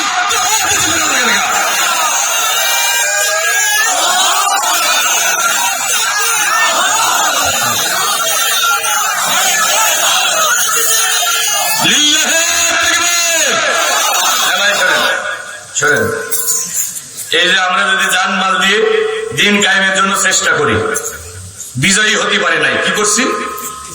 চেষ্টা করেছি, তাহলে আল্লাহ কি পুরস্কার দেবে? শোনেন, 1 নম্বর হলো আল্লাহ জীবনের গুনাহ মাফ করে দেবে। কষ্ট হচ্ছে? 2 নম্বর, আল্লাহ এমন জান্নাত দান করবে যে জান্নাতের নিচ দিয়ে ঝর্ণা ধারা প্রবাহিত হয়ে গেছে। আর সুবহানাল্লাহ বলেন। 3 নম্বর, আল্লাহ আপনাদের গলায় বিজয়ের মালা পরিয়ে দেবে। টুডে আর টুমরো বিজয় হবেই হবে, কারণ ইসলাম কার? আমরা কার বিজয় চাই? আমরা কোন দলের বিজয় চাই না রে ভাই, আমরা ইসলামের বিজয় চাই। আমরা ইসলামকে রাষ্ট্র ক্ষমতায় দেখতে চাই। আজকে যারা ক্ষমতায় আছে তারা যদি কোরআনের আইন দিয়ে রাষ্ট্র পরিচালনা করে, আল্লাহর কসম আমরা তাদের ভাই হয়ে যাব। রাষ্ট্র পরিচালনার কাজে আমরা তাদের সাহায্য করব। ইসলামী রাষ্ট্রের স্বাধীনতা, সার্বভৌমত্বের, অখণ্ডতার অস্তিত্বের উপরে যদি কোনো ভিনদেশী বর্গী আক্রমণ করে, আমরা মসজিদের ইমামতি ছেড়ে, ওয়াজ মাহফিল ছেড়ে, র‍্যাব, পুলিশ, সেনাবাহিনীর সাথে জীবন বাজি রেখে ময়দানে কুফরি শক্তির বিরুদ্ধে আমরা লড়াই করব। আমাদের জীবনের বিনিময় হলো ইসলামী রাষ্ট্রের সার্বভৌমত্ব রক্ষা করব। কিন্তু কসম আল্লাহর, কাবার রবের কসম, যতদিনে ভূখণ্ডে কোরআনের আইন প্রতিষ্ঠিত হবে না, আমাদের কেউ থামাতে পারবে না, আমাদের কেউ থামাতে পারবে না। আল্লাহর কোরআনের জন্য, ইসলামের বিজয়ের জন্য আমরা মানুষের দুয়ারে দুয়ারে যাব, গ্রামে গ্রামে যাব, মহল্লায় মহল্লায় যাব, আমরা মানুষকে ডাকতেই থাকবো। জানমালের কোরবানি করে আমাদের আন্দোলন সংগ্রাম চলতেই থাকবে। কোরআনের রাজ কায়েমের কথা বলার কারণে তোমরা যদি আমাদের জেলখানায় ভরো, 1000 বার আমরা জেলখানায় যাওয়ার জন্য তৈরি আছি। কোরআনের রাজ কায়েমের আন্দোলন করার কারণে মেশিন গানের বুলেট দিয়ে যদি তোমরা আমাদের বুক ঝাঁঝরা করে দাও, তোমাদের মেশিন গানের বুলেটের সামনে বক্ষ উন্মোচন করে দাঁড়িয়ে যাব। কোরআনের রাজ কায়েমের আন্দোলন করার অপরাধে তোমরা যদি আমাদের ফাঁসির মঞ্চে ঝুলিয়ে দাও, ফাঁসির মঞ্চে হাসতে হাসতে জীবনের জয় গান গাইব। আল্লাহর কসম, কোরআনের রাজ কায়েম না পর্যন্ত 1 ইঞ্চি জমিন বাতিলের কাছে ছেড়ে দেব না। আল্লাহর ওয়াদা, ইয়াগফির লাকুম যুনুবাকুম, তোমাদের জীবনের সব গুনাহ মাফ করে দেব। আরে সুবহানাল্লাহ বলবেন না? এই ওয়াদা কে করছে? আমিও তো একদিন এই আলোচনা শুনেই পথে আসছি। 1999 সাল আমার মসজিদে ঢুকলাম মাগরিবের নামাজ পড়ার জন্য। এই যে রবিউল চাচা, উনি আসছেন আমাদের মসজিদে, এখান থেকে আলোচনা করছেন। একটা ব্যবসার কথা বলবো, তুনজিকুম মিন আযাবিন আলীম, জাহান্নামের আগুন থেকে বেঁচে যাবা। আমার হৃদয়ের ভিতরে বারবার রিভলিউশন হতেছিল, বিপ্লব হতেছিল, উদ্বেলিত হতেছিল আমার ভিতরে। কি ব্যবসা করলে জাহান্নামের আগুন থেকে বাঁচা যায়? আবার বলছেন আল্লাহ, কি বলছেন? জান দাও মাল দাও, জান দাও মাল দাও, আমার দিন বিজয় করার জন্য প্রাণান্তকার চেষ্টা চালিয়ে যাও। আরে এই সংবাদ পাওয়ার পরে আর কোন মুমিন স্থির থাকতে পারে? ওই যে পথ চলা, আজও আল্লাহ কোরআনের সাথে রেখেছেন। আল্লাহ যেন মৃত্যু পর্যন্ত থাকার তৌফিক দেন। জোরে বলেন। আল্লাহ বলছে, শোনো গোলাম, আমার জমিনে আমার দিন বিজয় করার জন্য যদি জান আর মাল দিয়ে চেষ্টা করতে পারো, আমি আল্লাহ তোমাদের জীবনের সব গুনাহ মাফ করে দেব। আর কি করব? ওই দুখিলকুম জান্নাতিন তাজরি মিন তাহতিহাল আনহার ওয়া মাসাকিন তাইয়্যিবাতান ফি জান্নাতি আদন। আমি আল্লাহ তোমাদের এমন জান্নাত দান করব যে জান্নাতের নিচ দিয়ে ঝর্ণা ধারা প্রবাহিত হয়ে গেছে। একটু জোরে বলা যাবে কি সুবহানাল্লাহ? এ ওয়াদা আল্লাহ 3 জায়গায় করেছে। কয় জায়গায়? তোমাদের জীবনের গুনাহ মাফ করব, তোমাদের জান্নাত দেব। আমি আল্লাহ ওয়াদা করছি। ওয়াদানা আলাইহি হাক্কান ফিত তাওরাতি ওয়াল ইনজিলি ওয়াল কুরআন। আমি তাওরাতে ওয়াদা করেছি, ইনজিলে ওয়াদা করেছি, কোরআনে ওয়াদা করেছি। আমি আপনাদের কাছে জানতে চাই, আল্লাহর ওয়াদা কি মিথ্যা হতে পারে? 3 দিনের মাহফিল, আমি রাত লম্বা করব না। আমার ভাইয়ের, আগামীকাল মুহাদ্দিস আমিরুল ইসলাম বেলালী, বাংলাদেশের একজন পথিত যশা আলেম, তিনি এই ময়দানে কথা বলবেন। এজন্য ধৈর্যচ্যুত হবে। এত লম্বা সময় আমি কথা বলবো না। একটা ঘটনা বলে আপনাদের সাথে নিয়ে আমি দোয়া করব। আল্লাহর নবী তাবুকের জিহাদের জন্য ডাক দিলেন। মদিনা থেকে 1200 মাইল দূরে জর্দান সীমান্তে তাবুকের ময়দান। রোমানদের বিরুদ্ধে জিহাদ হবে। তদানীন্তন সময়কার সুপার পাওয়ার 30,000-এর বিশাল মুজাহিদ বাহিনী নবীজি তৈরি করলেন।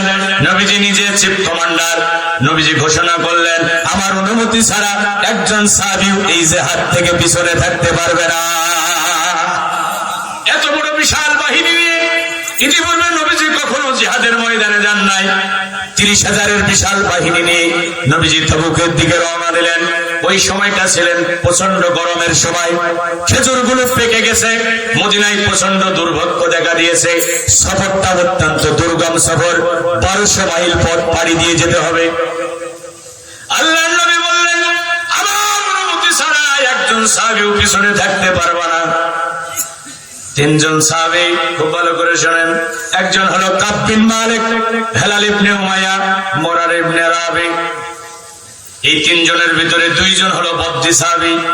হেলাল ইবনে উমাইয়া, মুরার ইবনে রাবি বদরের যুদ্ধে অংশগ্রহণ করেছে। আর কাব বিন মালিক বদরের যুদ্ধ ছাড়া বাকি সব যুদ্ধে অংশগ্রহণ করেছে। এই 3 জন সাহাবী যাব করে শেষ পর্যন্ত আর যাওয়া হলো না। কাব বিন মালিক বুড়া বয়সে তার ছেলের কাছে তার জীবনের এই করুণ ঘটনা বলতেছেন। নবীজি তাবুকের ময়দানে গেলেন, 1 মাস সেখানে অবস্থান করলেন। কাফেররা যখন জানতে পারলো আল্লাহর নবী নিজে এসেছে, তারা মোকাবেলার জন্য আসলো না। বিনা যুদ্ধে মুসলমানদের বিজয় হয়ে গেল। আল্লাহর নবী ফিরে আসলেন, মসজিদে নববীতে ঢুকলেন। মদিনায় যারা মুনাফিক ছিল তারা আল্লাহর নবীর কাছে এসে অজুহাত দিতে লাগলেন। ইয়া রাসূলুল্লাহ, হাবিবাল্লাহ, আমাদের এত সমস্যা ছিল, এই সমস্যা ছিল, সেই সমস্যা ছিল, আমরা যেতে পারি নাই। আর এই 3 জন যেহেতু খাঁটি মুমিন ছিল, তারা মিথ্যার আশ্রয় নিল না। কাব বিন মালিক বলেন, আমরা সত্য প্রকাশ করে দিলাম। ইয়া রাসূলুল্লাহ, আমাদের কোনো ওজর ছিল না, মৌলিক মানবিক দুর্বলতার কারণেই আমরা যেতে পারি নাই। আল্লাহর নবী এই 3 জন সাহাবীর ব্যাপারে চূড়ান্ত সিদ্ধান্ত জানায়া দিলেন, এই 3 জনের সাথে তোমরা কোনো কথা বলবে না, সালাম দিলে উত্তর দেবে না, এদের সাথে কোনো লেনদেন করবে না। কয়টা যুদ্ধে যায় নাই? জোরে বলেন, জোরে হলো না ভাই? কয়টা যুদ্ধে যায় নাই? কয়জন? আল্লাহ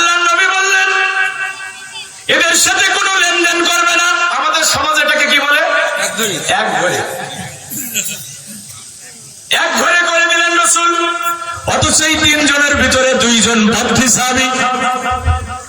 বদরের সাহাবীদের ব্যাপারে নবীজি কি বলেছেন? ইমালু মা শিতুম ফাকাদ গফারতু লাকুম। ও বদরের সাহাবীরা, তোমাদের যা মন চাই তাই করো, আল্লাহ পাক রব্বুল আমিন তোমাদের ক্ষমা করে দিয়েছে। অথচ সালাম বন্ধ, কথাবার্তা বন্ধ, লেনদেন বন্ধ। তার মানে ঈমান আছে না গেছে? ঈমান থাকলে তো কথা বন্ধ হতো না। একজন মুসলমানের সাথে সম্পর্ক ছিন্ন করা যায় তখন যখন সে ঈমান অপেক্ষা কুফরিকে প্রাধান্য দেয়। ঈমানের কারণে একজন মুমিন আমার ভাই, আমার ঈমানের কারণে সে আমার থেকে ছিন্ন হয়ে যাবে। যখন সে ঈমান থেকে বের হয়ে যাবে, তার সাথে সম্পর্ক ছিন্ন হয়ে যাবে। তাহলে রাসূল সালাম দিতে নিষেধ করলেন, কথা বলতে নিষেধ করলেন। ঈমান আছে না গেছে? ঈমান মুলতবি হয়ে গেছে। কয়টা যুদ্ধে যায় নাই? আমি ইসলামের মূল স্পিরিটটা আপনাদের বোঝানোর চেষ্টা করছি। কাব বিন মালিক বলেন, আমার ওই দুইজন ভাই ঘরের কোণে বসে বসে শুধু কান্নাকাটি করত। আমি রাসূলের ইমামতিতে গিয়ে মসজিদে নববীতে সালাত আদায় করতাম। সালাত শেষ করে আমি আমার রাসূলকে সালাম দিতাম। রাসূল মুখটা ফিরাইয়া নিত, আমার সালামের উত্তর দিত না। কষ্টে আমার কলিজাটা দীর্ণ বিদীর্ণ হয়ে যেত। গোটা মদিনা যেন মনে হলো আমার কাছে এক অপরিচিত শহর। এই শহরের কোন মানুষ আমাদের সাথে কথা বলে না, কেউ আমাদের বাড়িতে আসে না, লেনদেন করে না। চিন্তা করলাম, রাসূল কথা বলে না, সাহাবীরা কথা বলে না, এই জীবনই আর রাখবো না। পাহাড়ের চূড়ায় উঠলাম, আত্মহত্যা করার সিদ্ধান্ত নিয়ে নিলাম। মনে মনে চিন্তা করলাম, জাহান্নামের আগুন থেকে বাঁচার জন্য ইসলামে ঢুকেছি, আত্মহত্যা করে যদি মারা যায় চিরস্থায়ী জাহান্নামে যেতে হবে। এজন্য আবার পাহাড়ের চূড়া থেকে নেমে আসলাম। একদিন আমার চাচাতো ভাই আবু কাতাদা, আমার বাল্য বন্ধু, খেজুরের বাগানে পানি দিতেছিল। আমি তার খেজুরের বাগানের পাশের উপরে উঠলাম, ডাক দিয়ে বললাম, আমার চাচাতো ভাই আবু কাতাদা, সত্য করে বলতো, আমি কি আমার আল্লাহ আর রাসূলকে ভালোবাসি না? আমি কি আমার আল্লাহ রাসূলকে ভালোবাসি না? আবু কাতাদা বলে, আল্লাহ এবং রাসূলই ভালো জানে। এভাবে 40 দিন পার হয়ে গেল। জোরে বলেন কয়দিন? আল্লাহ নবী ডাক দিয়ে বললেন, কাব বিন মালিক, হিলাল ইবনে উমাইয়া, মুরার ইবনে রাবি, জিবরিল আমিন নতুন মেসেজ এনেছে। কাব বিন মালিক বলেন, রাসূলুল্লাহ ডাক দিয়ে বলেন, ও কাব, হিলাল, উমাইয়া, জিবরিল আমিন নতুন মেসেজ এনেছে, আজকে থেকে তোমাদের স্ত্রীদের সাথে এক বিছানায় থাকতে পারবা না। কাব বিন মালিক বলেন, ইয়া রাসূলুল্লাহ, তাহলে কি স্ত্রীকে তালাক দেয়া দেব? নবীজি বললেন, না, তালাক দিও না, এক বিছানায় থাকা যাবে না। হিলাল ইবনে উমাইয়া বয়সের ভারে এত ক্লান্ত হয়ে পড়েছেন। তার স্ত্রী এসে বলে, ইয়া রাসূলুল্লাহ, আমার স্বামীর ওযুর পানিটা আগাইয়া দেয়া লাগে, আমি কি আমার স্বামীর ওযুর পানিটা আগাইয়া দিতে পারবো না? রাসূল বলল, যাও হিলালের স্ত্রী, ওযুর পানি আগাইয়া দিবা, কিন্তু এক বিছানায় থাকা যাবে না। এভাবে 50 দিন পার হয়ে গেল। জোরে বলেন কয়দিন? কাব বিন মালিক বলেন, ফজরের সালাত আদায় করে দুঃখ ভরা ক্লান্ত হৃদয় নিয়ে আমি আমার বাড়ির ছাদের উপরে বসেছিলাম। এমন সময় কে যেন ডাকতে বলে, কাব বিন মালিক, হিলাল ইবনে উমাইয়া, মুরার ইবনে রাবি, সুসংবাদ গ্রহণ করো, সুসংবাদ গ্রহণ করো, সুসংবাদ গ্রহণ করো। কাব বিন মালিক বলেন, সুসংবাদ গ্রহণের অর্থ বুঝতে পারলাম, আমাদের তওবা হয়তো কবুল হয়ে গেছে। সাথে সাথে সেজদায় পড়ে গেলাম, 2 রাকাত নামাজ আদায় করলাম। আমি আল্লাহর প্রতি কিছু সাদকা করলাম। ওই পানি বাহক এসে আমাকে বলল, কাব বিন মালিক, তোমাদেরকে ক্ষমা করা হয়েছে। আমি আমার গায়ের জামাটা খুলে সংবাদদাতাকে হাদিয়া দিয়া দিলাম। দৌড়াতে দৌড়াতে মসজিদে নববীতে চলে গেলাম। আল্লাহর নবী বসে আছেন, আমি নবীকে কলিজা ভরে সালাম দিলাম। আল্লাহর নবী আজকে শুধু আমার সালামের উত্তর দিলেন না, সাথে একটা মিষ্টি হাসিও দিলেন। আরো জোরে বলেন। কাব বিন মালিক বলেন, আমি রাসূলকে ডেকে বললাম, ইয়া রাসূলুল্লাহ, হাবিবাল্লাহ, ক্ষমা কি আপনি করেছেন নাকি আল্লাহর পক্ষ থেকে ক্ষমার ঘোষণা এসেছে। সাথে সাথে আমার রাসূল সূরা তাওবার 118 নম্বর আয়াত তেলাওয়াত করে শোনায়া দিলেন। আমি কোনো কাহিনী বলছি না, আমি কোরআন থেকে অথেন্টিক কথা বলতেছি। আল্লাহ পাক রব্বুল আলামিন বলেন ওয়া আলাস সালাসাতিল্লাযীনা খুল্লিফু, আল্লাহ পাক রব্বুল আলামিন ওই তিনজন সাহাবীকে ক্ষমা করে দিয়েছে একটা যুদ্ধ না যাওয়ার কারণে, যাদের ঈমান 50 দিন পর্যন্ত মুলতবি ছিল। কয়টা যুদ্ধে যায় নাই, অথচ একটা যুদ্ধের ময়দানের মুজাহিদদের তাবু পাহারা দেওয়ার কারণে রাসূলুল্লাহ তাকে জান্নাতের সুসংবাদ দিয়া দিয়েছে। একটু জোরে বলা যাবে কি সুবহানাল্লাহ? একটা যুদ্ধে যায় নাই বলে 50 দিন ঈমান মুলতবি। আর যুদ্ধের ময়দান থেকে যে মুজাহিদরা ফিরতেছিল তাদের তাবু পাহারা দিয়েছে 1 রাত। জোরে বলেন কয় রাত? সাহাবীরা বলছে খুবই খারাপ মানুষ, ইয়া রাসূলুল্লাহ জানাজার নামাজ পড়াবেন না।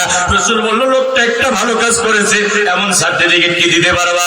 একজন দাঁড়িয়ে বলল ইয়া রাসূলুল্লাহ আমরা একদিন জিহাদের ময়দান থেকে ফিরতেছিলাম, পথমধ্যে রাত হয়ে গেল, আমরা মুজাহিদরা একটা জায়গায় তাবু গাড়লাম, এই আল্লাহর বান্দা সারা রাত ঢালার তলোয়ার নিয়ে আল্লাহর দ্বীনের মুজাহিদদের তাবু পাহারা দিয়েছে। একটু জোরে বলা যাবে কি সুবহানাল্লাহ? রাসূল বলল আমি অবশ্যই জানাজার নামাজে ইমামতি করব। নবীজি জানাজার নামাজে ইমামতি করলেন, যুবকের লাশটা কবরে শায়িত করে দিলেন। আল্লাহর নবী বক্তব্য দিচ্ছেন ক্বালা আসহাবুকা ইয়াজুন্নুনা ইন্নাকা মিন আহলিন নার, এই কবরে শায়িত ব্যক্তি তোমার সাথীরা মনে করছে তুমি খুবই খারাপ মানুষ, তুমি হয়তো জাহান্নামে যাবে। কিন্তু আমি রাসূলের কথা বলছি না, আমি রাসূলের কথা বলছি না, বরং আমি রাসূল বলছি ওয়া আনা আশহাদু আন্নাকা ইন্নাকা মিন আহলিল জান্নাহ। আমি রাসূল সাক্ষী দিচ্ছি তুমি নিখাত আল্লাহর জান্নাতি। কয় রাত? এ ভাই আলোচনাটা যদি মাথার ভিতরে ঢুকাতে পারেন আবার এই কষ্ট করে বক্তৃতা দিয়ে সার্থক হবে। আর এই কান দিয়ে শুনবেন, এই কান দিয়ে বের করে দেবেন, আর বলবেন একটা কাহিনী শুনতে যাই শিখেছিলাম কিন্তু কোনো কিসসা কাহিনী বললো না। আছে না? শোনেন, এই রোডের উপর একটা গাছ পড়েছে প্রচন্ড ঝড়ে, গাড়ি ঘোড়া বন্ধ হয়ে গেছে। শাহজাহান ভাই গাছ কি পড়ে থাকবে? আর বলেন না কেন, জোরে বলে। এখনো কি ভয় আছে নাকি? নামের তালিকা তালিকা হতে পারে, মাহফিলে যারা জোরে কথা বলছে এটা এরকম হয়তো। এরকম ভয় কি এখন আছে নাকি? এখন মূল তাদের তালিকা হচ্ছে।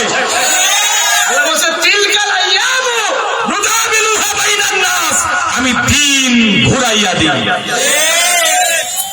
গাড়ির চাকা সবসময় নিচে থাকে না, কথা বলেন না কেন? এখন আর ভয় আছে নাকি? এখন আমরা বুকে সাহস নিয়ে চলবো। যারা আমাদের উপরে নির্যাতন করে ঘর বাড়ি ছাড়া করেছিল, এখন তারা ভয়ে ভয়ে থাকবে, না জানি কোন সময় ধরে। এ ভাই শোনেন, গাছটা কি পড়ে থাকবে না সরানো লাগবে? জোরে বলেন, জোরে হলো না? গাছ সরানোর পক্ষে কারা? আচ্ছা আপনারা সবাই চান গাছ সরাই। এখন একদল লোক গাছ সরানোর চেষ্টা করছে যাতে গাড়ি ঘোড়া চড়তে পারে, লোকেরা নির্বিঘ্নে যাতায়াত করতে পারে। একদল লোক মাজায় গামছা বেঁধে বিরোধিতা করছে। একদল লোক দূরে দাঁড়িয়ে দাঁড়িয়ে দেখছে যা হচ্ছে তা হয়ে যাক, আমি কিছু বলবো না, লা ইলাহা ইল্লাল্লাহ। বোঝেন তো দিনকাল খুব খারাপ। ওই সমস্ত ফিতনা ফাসাদের মধ্যে আমরা নাই। গরু হলো কয়টা? এতক্ষণ তো ওয়াজ করলাম, এখন এটা হচ্ছে মূল বিষয়, মূল মেসেজ। এখন হচ্ছে মূল মেসেজ। শোনেন, গ্রুপ হলো কয়টা? এক গ্রুপ গাছ সরে রাস্তা ক্লিয়ার করতে যাচ্ছে, আর একদল বাধা দিচ্ছে, একদল দূরে দাঁড়িয়ে দাঁড়িয়ে দেখছে। ওই সমস্ত ঝামেলার মধ্যে আমরা নাই। এই তিন গ্রুপের ব্যাপারে কোরআনুল কারীমের ভিতরে সূরা আছে না নাই? গাছ সরানোর চেষ্টা করছে যারা ঈমানদার, তারা বাধা দিচ্ছে যারা কাফের বেঈমান তারা। দলিল ছাড়া জমির দাম নাই, দলিল ছাড়া বক্তার বক্তৃতার দাম নাই।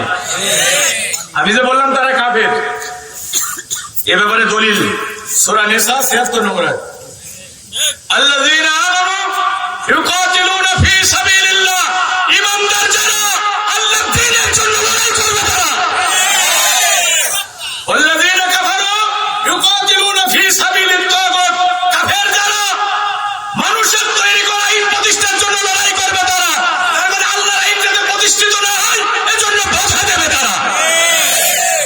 দূরে দাঁড়িয়ে যারা আছে তাদের কথা কোরআনে আছে না নাই? ওয়াইযা কিলা লাহুম তাআলাউ তাআলাউ ইলা মা আনজালাল্লাহু ওয়া ইলা রাসূল রাআইতাল মুনাফিকিনা ইয়াসুদ্দুনা আনকা সুদুদা।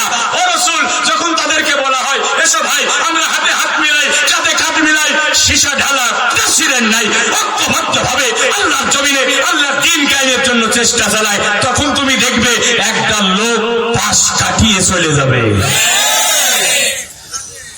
স্যার আছে না নাই? এখন আমি মহেশপুরে করলাম, কল্যাণপুর। সকালবেলা আমাকে এক যুবক ফোন দিয়ে বলছে, হুজুর আপনি তো গাছ সরানোর জন্য বললেন, তো গাছ তো সরাবো, আমাদের রাস্তায় তো কোনো গাছই পড়ে, তো সরাবো কি? কি বুঝেছে দেখছেন? আমি এই রাস্তার কথা বলছি না, গাছ পড়েছে জান্নাতে যাওয়ার রাস্তায়। জান্নাতে যাওয়ার রাস্তা সিরাতে মুস্তাকিম। জান্নাতে যাওয়ার রাস্তার নাম কি? আসলে 23 বছরের কোরআন একদিনে মাথায় ঢোকানো যায় না। সিরাতে মুস্তাকিম বোঝাতে গেলে একদিন লাগবে। প্রতিদিন সূরা ফাতিহা নামাজে কয়বার পড়েন? 34 বার। ফরজ নামাজে 34 বার পড়েন। 3টা রাস্তার কথা আল্লাহর কাছে বলেন যে আল্লাহ সিরাতে মুস্তাকিমের রাস্তায় চালাও, আর অভিশপ্ত আর পথভ্রষ্টদের রাস্তায় চালায়ও না। এই জান্নাতে যা রাস্তা হলো সিরাতে মুস্তাকিমের রাস্তা। এই রাস্তাটা ভেঙে শূন্য বিচ্ছিন্ন হয়ে গেছে। এই রাস্তায় কুফুরির গাছ পড়েছে।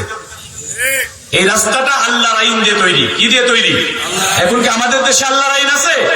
এখানে কুফুরি আইন আছে, মানে রাস্তার উপরে কুফুরির গাছ পড়েছে। ইমানদারের দায়িত্ব হলো এই গাছ সরবে না যতক্ষণ, ইমানদার লড়াই করবে ততক্ষণ।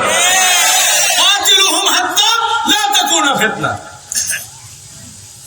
কাতিলুহুম হাত্তা লা তাকুনা ফিতনা। লড়াই চালিয়ে যাও ততক্ষণ, গাছ সরে রাস্তা ক্লিয়ার হবে না ততক্ষণ। আল্লাহ জমিন আল্লাহর দিন যতদিন বিজয়ী না হবে তুমি লড়াই করতেই থাকো। কথাকার আচ্ছা, গাছ সরাতে গেলে 1300 বছরের গাছ, পানির পিপাসা লাগবে না? গা ঘেমে যাবে, ক্ষুধা লাগবে, আরে কথা বলেন। অনেক সময় আহত হবে, ব্যান্ডেজ বাঁধা লাগবে। তাহলে তুমি সরাসরি গাছ সরানোর কাজে অংশগ্রহণ করো, অথবা গাছ সরানোর কাজে যারা অংশগ্রহণ করেছে তাদের খাবার দাও, পানি পান করো, তাদের ক্ষত স্থানে ব্যান্ডেজ বেঁধে দাও। তুমি কখনোই তাদের সাথে দুশ্মনী করো না। কথা ক্লিয়ার? যদি বোঝেন বুঝপাতা, না বুঝলে তেজপাতা। মা বোনেরা, আপনাদের দায়িত্ব আছে না নাই? রাসূলুল্লাহর সাথে মহিলারা জিহাদের ময়দানে গেছে, আহত মুজাহিদদের ক্ষত স্থানে ব্যান্ডেজ বেঁধে দিয়েছে, মুজাহিদদের পানি পান করিয়েছে। ওদের জিহাদের দিন যখন রাসূলকে ঘেরাও করে ফেলেছে কাফেররা, নুসাইবা তিনি পানির পেয়ালা ফেলে দিয়ে কাশমুক্ত তলোয়ার নিয়ে রাসূলকে হেফাজত করার জন্য কুফারদের মোকাবেলা করেছে। মুসলিমের হাদিস করে দেয়। আর এখন একদল মৌলবীরা ওয়াজ করে মহিলারা তালিম করতে পারবে না। তুই কোথেকে শিখছিস? রাসূলের জীবনী পড়িস নাই? রাসূলের মহিলা সাহাবীরা রাসূলের সাথে জিহাদের ময়দানে গেছে। বেটা সূরা তাওবার আয়াত পড়ে দেখিস না? মুমিন পুরুষ আর মুমিন নারী একে অপরের বন্ধু, তারা মানুষকে সৎ কাজের আদেশ দেবে ও সৎ কাজ থেকে ফেরাইয়া রাখবে। ওই পাচ্ছো তুমি? হ্যাঁ, বেপরদায় মহিলারা মার্কেটে যায়, সিনেমা হলে যায়, বন্ধুর সাথে পার্কে ঘুরে বেড়ায়, এ ব্যাপারে কোনো কথা নাই। কিছু মহিলারা পর্দার সাথে দিনের দাওয়াতি কাজ করে, তাদের বিরুদ্ধে তুমি ফতোয়া দিচ্ছ, তুমি মুনাফিক ছাড়া কিছু না।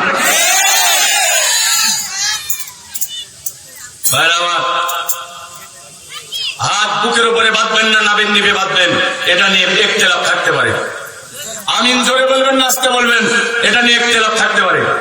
রফায়ে দাইন করবেন কি করবেন না, এটা নিয়ে ইখতিলাফ থাকতে পারে। কিন্তু আল্লাহর জমিনে আল্লাহর কোরআনের আইন চলবে, এ ব্যাপারে কোনো আপোষ চলবে না। ইমানদার দাবি করলে কোরআনের আইনের পক্ষে থাকতেই হবে। হয় সরাসরি ময়দানে কাজ করবা, না সাহায্য করবা। কথা স্পষ্ট, সরাসরি ময়দানে কাজ করবা অথবা সাহায্য করবা। কথা কি বুঝছেন ভাই? কি সমস্যা কেন ভাই? কোন সমস্যা? আচ্ছা, আলহামদুলিল্লাহ আলহামদুলিল্লাহ। ভাই ভালো কথাই বলছে, ঠিক আছে ভাই। তাহলে আমি কি কথা বুঝাতে পারছি? আমরা ইসলামের পক্ষে না বিপক্ষে? কোরআনের আইনের পক্ষে না বিপক্ষে? ভাই ছোট্ট কথা, কোরআনের আইন যদি সমাজে রাষ্ট্রে প্রতিষ্ঠিত করতে হয়, সবার আগে আমাদের এই ছোট্ট জীবনটা কোরআন দিয়ে সাজাতে হবে, আমাদের পরিবারটা কোরআন দিয়ে সাজাতে হবে। বাড়িতে যাবেন, শোনেন, মাহফিল থেকে বাড়িতে যাবেন, বউ ছেলে মেয়ে আছে না? আমি সেদিন বলছিলাম যে দুঃখজনক ব্যাপার, বগুড়ার একটা ঘটনা আপনারা পড়ছেন, ছেলে আপন মাকে হত্যা করেছে, এনে বাধা দিয়েছে, আর অতিরিক্ত হাত খরচ না দেওয়ার কারণে মাকে ছেলে এসে হত্যা করেছে। আমি ঘটনাটা পড়তে গিয়ে আমার কলিজাটা বারবার ক্ষত বিক্ষত হয়েছে। কি সমাজ, আমরা কি জাহিলি সমাজে বসবাস করছি। ছোট্ট মাসুম বাচ্চা, কয়দিন আগে দেখেন নাই মেয়েটার নাম কি জানো ভাই? ছোট্ট মেয়ে মুনতাহা, চাঁদের মতো ফুটফুটে নিষ্পাপ বাচ্চা, মেয়েটারে হত্যা করে পুঁতে রেখেছে। এই সমাজে ছোট বাচ্চারাও নিরাপদ না, সন্তানের কাছে মা নিরাপদ না, অথচ মায়ের পদতলে সন্তানের বেহেশত। এ ভাইরা, বাড়িতে যাবেন, বাড়িতে যাবেন, পারিবারিক বৈঠক করবেন, স্ত্রী সন্তানদের নিয়ে বসবেন। আল্লাহর কসম, হাসরের ময়দানে সন্তানের কারণে কিছু মা বাবার মাথায় নূরের মুকুট পরানো হবে, আবার সন্তানের কারণে মা বাবা আশাদের কাঠ করে দাঁড়িয়ে থাকবে। আমি পা দুইটা জড়িয়ে ধরে বলছি, ওয়াজ শুধু এখানে শুনে বাড়ি চলে গেলে হবে না, কাজে লাগাতে হবে। স্ত্রী সন্তানদের নিয়ে বসে, আমার কলিজার টুকরা সন্তান, আমার আদরের দোলাল, আমার নয়নের পুতুলি, আমি না খেয়ে তোমাকে খাওয়াই, আমি নিজে একটা ভালো জামা পরি না, তোমার জন্য ভালো জামা আনি, তুমি আমাকে জাহান্নামী বানায়ো না। আমার মেয়ে বেপরোয়ায় রাস্তায় বের হতে পারবে না। আমার প্রিয়তম স্ত্রী, দুনিয়ার এই সংক্ষিপ্ত জীবন শেষ করে আমরা আবার একসাথে একই জান্নাতে একই ছাদের নিচে থাকতে চাই। অর্থাৎ লোকমান নবীও নন, রসুলও নন, নবীর খাতায় তার নাম নাই, রসুলের খাতায় তার নাম নাই, তিনি তার ছেলেকে ডেকে ডেকে নসিহত করেছেন, আল্লাহর কাছে এত পছন্দ হয়েছে। অর্থাৎ লোকমানের নামে এই কোরআনে একটা সূরা আছে না? কয়দিন আপনি আপনার ছেলেকে ডেকে নামাজের নসিহত করেছেন? আপনার ছেলে কোচিং কামাই করে ক্রিকেট খেলতে গেছে, এমন পিটুনি দিয়েছেন, আর স্ত্রীকে বলে দিয়েছেন আজকে থেকে ওর ঘরের দরজা বন্ধ, বাড়ির খাবার জন্য বন্ধ, তুমি যদি ওরে খাবার দাও তোমাকেও বের করে দেবো। ছেলে একদিন কোচিং কামাই দিয়েছে, তুমি ছেলের পিটুনি দিয়েছো, ঘরের দরজা বন্ধ করে দিয়েছো, তোমার ছেলে বছরের পর বছর নামাজে যায় না। একদিনও তো তুমি বললে না, হ্যাঁ ছেলে তুই আমাকে জাহান্নামী বানাস না, বলেছেন? স্ত্রী, এখানে যে মা বোনগুলো এসেছে, এরা মঙ্গল গ্রহ থেকে আসে নাই, এরা আকাশ ফুড়ে এসে নাই, এরা কেউ আমাদের মা, আমাদের কারো বোন, আমাদের কারো স্ত্রী, আমাদের কারো মেয়ে। ওয়াজ করেন, মহিলাদের ওয়াজ করেন, আগে আপনাদের ওয়াজ করতে হবে। আপনারা ঠিক, ইঞ্জিন ঠিক তো বগি ঠিক। আপনারা পরিবারের অভিভাবক, আপনার বউ একদিন রান্না করতে দেরি করেছে, এমন পিটুনি দিয়েছেন মাঠে থেকে আসার আগেই খাবার রেডি। নামাজের ব্যাপারে একদিন এরকম পদক্ষেপ নেন, পর্দার ব্যাপারে পদক্ষেপ নেন, কোরআন তেলাওয়াতের ব্যাপারে পদক্ষেপ নেন, আপনার ঘরটা জান্নাতি ঘর হয়ে যাবে। রাজি আছেন ভাই? আমরা আমাদের জীবনটা কোরআন দিয়ে সাজাবো, আমাদের পরিবারটা ইসলাম দিয়ে সাজাবো। এ দেশে যদি ইসলাম কায়েম না হয়, আমরা চেষ্টা করেছি, আল্লাহ আমাদের মজুরি থেকে বঞ্চিত করবে না। রাজি আছেন? কিন্তু ইসলাম বিজয় হয়ে গেল, আমার জীবনে আমল নাই, আমি মানুষের হক নষ্ট করি, আমি মিথ্যা কথা বলি, আমি প্রতিবেশীর সাথে খারাপ ব্যবহার করি, আমার স্ত্রী বেপরদায় চলে, আমার মেয়ে বেপরদায় চলে, আমি জাহান্নামী হয়ে গেলাম। লাভটা কি হলো? কথা বুঝতে পারছেন ভাইরা আমার? 23 বছরের কোরআন একদিন মাথায় ঢোকানো যাবে না। আগামীকালের মাহফিলের প্রধান বক্তা আমিরুল ইসলাম বেলালী, উনি আমাদের বিআই, ওনার মেয়ে আমাদের বৌমা। আমার ভাইরা ভাই, অধ্যাপক তৈবুর রহমান, ওনার ছেলে ডাক্তার তাসনিম ফেরদৌস, ওনার ওই তাসনিমের সাথে, ডাক্তার তাসনিমের সাথে ওনার মেয়েও মেডিকেল সায়েন্স পড়তেছে। আমাদের বৌমা, আমাদের বিয়াই, আমি দাওয়াত করে দিয়েছি বেলালি ভাইকে। উনি তো অনেক ব্যস্ত মানুষ। আমি বলছিলাম ভাই এই মাঠ থেকে ওয়াজ না করে ফিরে গিয়েছেন, হ্যাঁ কি মনে আছে আপনাদের? আমাকে ভাই ফোন দিয়েছিল, ওই সময় তো আলমডাঙ্গা থানার ওসি ছিল জিয়াদ ভাইকে আমি ফোন দিলাম যে একটা প্রোগ্রাম করার সুযোগ করে দেন। উনি বললেন যে না, সবাই তো গা বাঁচিয়ে চলে, সত্যের বিপক্ষে কেউ চলতে চাই না। ভাইরা আমার, উনি আলমডাঙ্গায় পর্যন্ত এসেছিলেন, সেই মাহফিল বন্ধ হয়ে গেছিল। মাহফিল করতে গেলে মাহফিল কমিটির জুতার তলা ক্ষয় হয়ে যেত। কত নেতার কাছে ঘোরা রাখতো, পুলিশের দুয়ারে দুয়ারে ভিক্ষুকের মতো ঘোরা রাখতো। এখন কি অনুমতির প্রয়োজন আছে? এই সুযোগ আল্লাহ দিয়েছে, এই সুযোগকে কাজে লাগিয়ে আগামীর দেশটাকে কোরআনের দেশে পরিণত করতে হবে। আগামীর পার্লামেন্ট কোরআনের পার্লামেন্ট বানাতে হবে। আল্লাহ আমাদের তৌফিক দান করুন। 3 দিনের মাহফিল আবার শুরু হয়েছে। আপনারা খুশি না বেজার? আমি বলেছিলাম যে আপনাদের সবাইকে সাথে নিয়ে হাত উঠাবো কার কাছে? দুনিয়ার অফিস আদালতের দরজা এখন বন্ধ না খোলা? একজনের রহমতের দরজা খোলা, তিনি কে? মানুষের কাছে চাইলে মানুষ রাগ করে, আল্লাহর কসম অনেক মানুষ বিরক্ত বোধ করে। রংপুর পাউটনা ইমাম কল্যাণ পরিষদের উদ্যোগে 2 দিনের মাহফিল, হাজার হাজার জনতা। আমি আলোচনা করতেছিলাম, মাহফিলের পরিচালক আমাকে বললো ভাই একটু যদি সহযোগিতার জন্য বলতেন, এত বড় বিশাল আয়োজন, আমাদের অনেক খরচ হয়েছে। তো পাশেই দেখলাম চেয়ারম্যান বসে আছে, দেখলাম উনি ইউনিয়নের প্রতিনিধি। ওনার কাছে আগে বলি যে চেয়ারম্যান সাহেব আপনি একটু শুরু করেন। ওনার চেহারাটা একেবারে কালো ফ্যাকাশি হয়ে গেল, এত বিরক্ত বোধ করছেন। অথচ আল্লাহর কাছে না চাইলে আল্লাহ রাগ করে, মানুষের কাছে চাইলে মানুষ বিরক্ত বোধ করে, আর আল্লাহর কাছে না চাইলে আল্লাহ রাগ করে। এমন আল্লাহ আকাশের নিচে জমিনের উপরে আর একটা পাওয়া যাবে? কলিজা ভরে সে আল্লাহর কাছে আমরা আমাদের মনের বেদনার কথা বলবো। গুনাহ নিয়ে মাহফিল এসেছি, আমরা গুনাহগার হয়ে ফিরে যেতে, আমরা নিষ্পাপ হয়ে যাব ইনশাআল্লাহ। আল্লাহর কাছে হাত তুলে ফরিয়াদ করব। এই গ্রামের আমবাগানে, বাঁশবাগানে, গোরস্থানে কত মানুষ ঘুমিয়ে গেছে। গত বছর যারা ছিল আজকে তারা, আবার আজকে যারা আছে আগামী বছর থাকবে না। এই কোরআনের মাহফিল চলবে, তাদের জন্য এখান থেকে দোয়া করা হবে ইনশাআল্লাহ। দোয়া এমন এক পাওয়ার, দোয়া এমন এক পাওয়ার, দোয়ার মাধ্যমে মানুষের তাকদীর পর্যন্ত পরিবর্তন হয়ে যাবে। দোয়া হলো মুমিনের সবচেয়ে বড় হাতিয়ার। ভাই এখনই দোয়া হবে। তো এই 3 দিনের মাহফিল অনেক খরচ হয়েছে। আগামীকাল আপনারা একটু প্রস্তুতি নিয়ে আসবেন, যাতে আগামী বছর আমার ভাইদের এই কোরআনের বাগান সাজাতে কোনো কষ্ট না হয়। কি পারবো না আমরা ভাই? বাবার জন্য, মার জন্য 500, 1000 করে টাকা, 102 মা বোনেরা আপনারা একটু প্রস্তুতি নিয়ে আসবেন আগামীকালের জন্য। আর আজকে ছেলেরা একটু ভিতরে যাবেন, যে যতটুকু পারেন, কই একটু ঢুকবে, আপনারা একটু পকেটে হাত দেন। আমি কলিজা ভরে আপনাদের জন্য দোয়া করবো। 4 দোকানে বসলে 50-100 টাকা খরচ হয়ে যায়। অনেকের মা নাই, মহিলা মাহফিল আছে না ভাই? কখন ভাই এটা পোস্টারে লেখা নেই তো? ও পিছনে, আলহামদুলিল্লাহ। হ্যাঁ, ও আগামীকাল সকাল 9টায় মহিলা মাহফিলের আয়োজন করেছে। কে মেহমান? কে? আমাদের আসছে খেলা।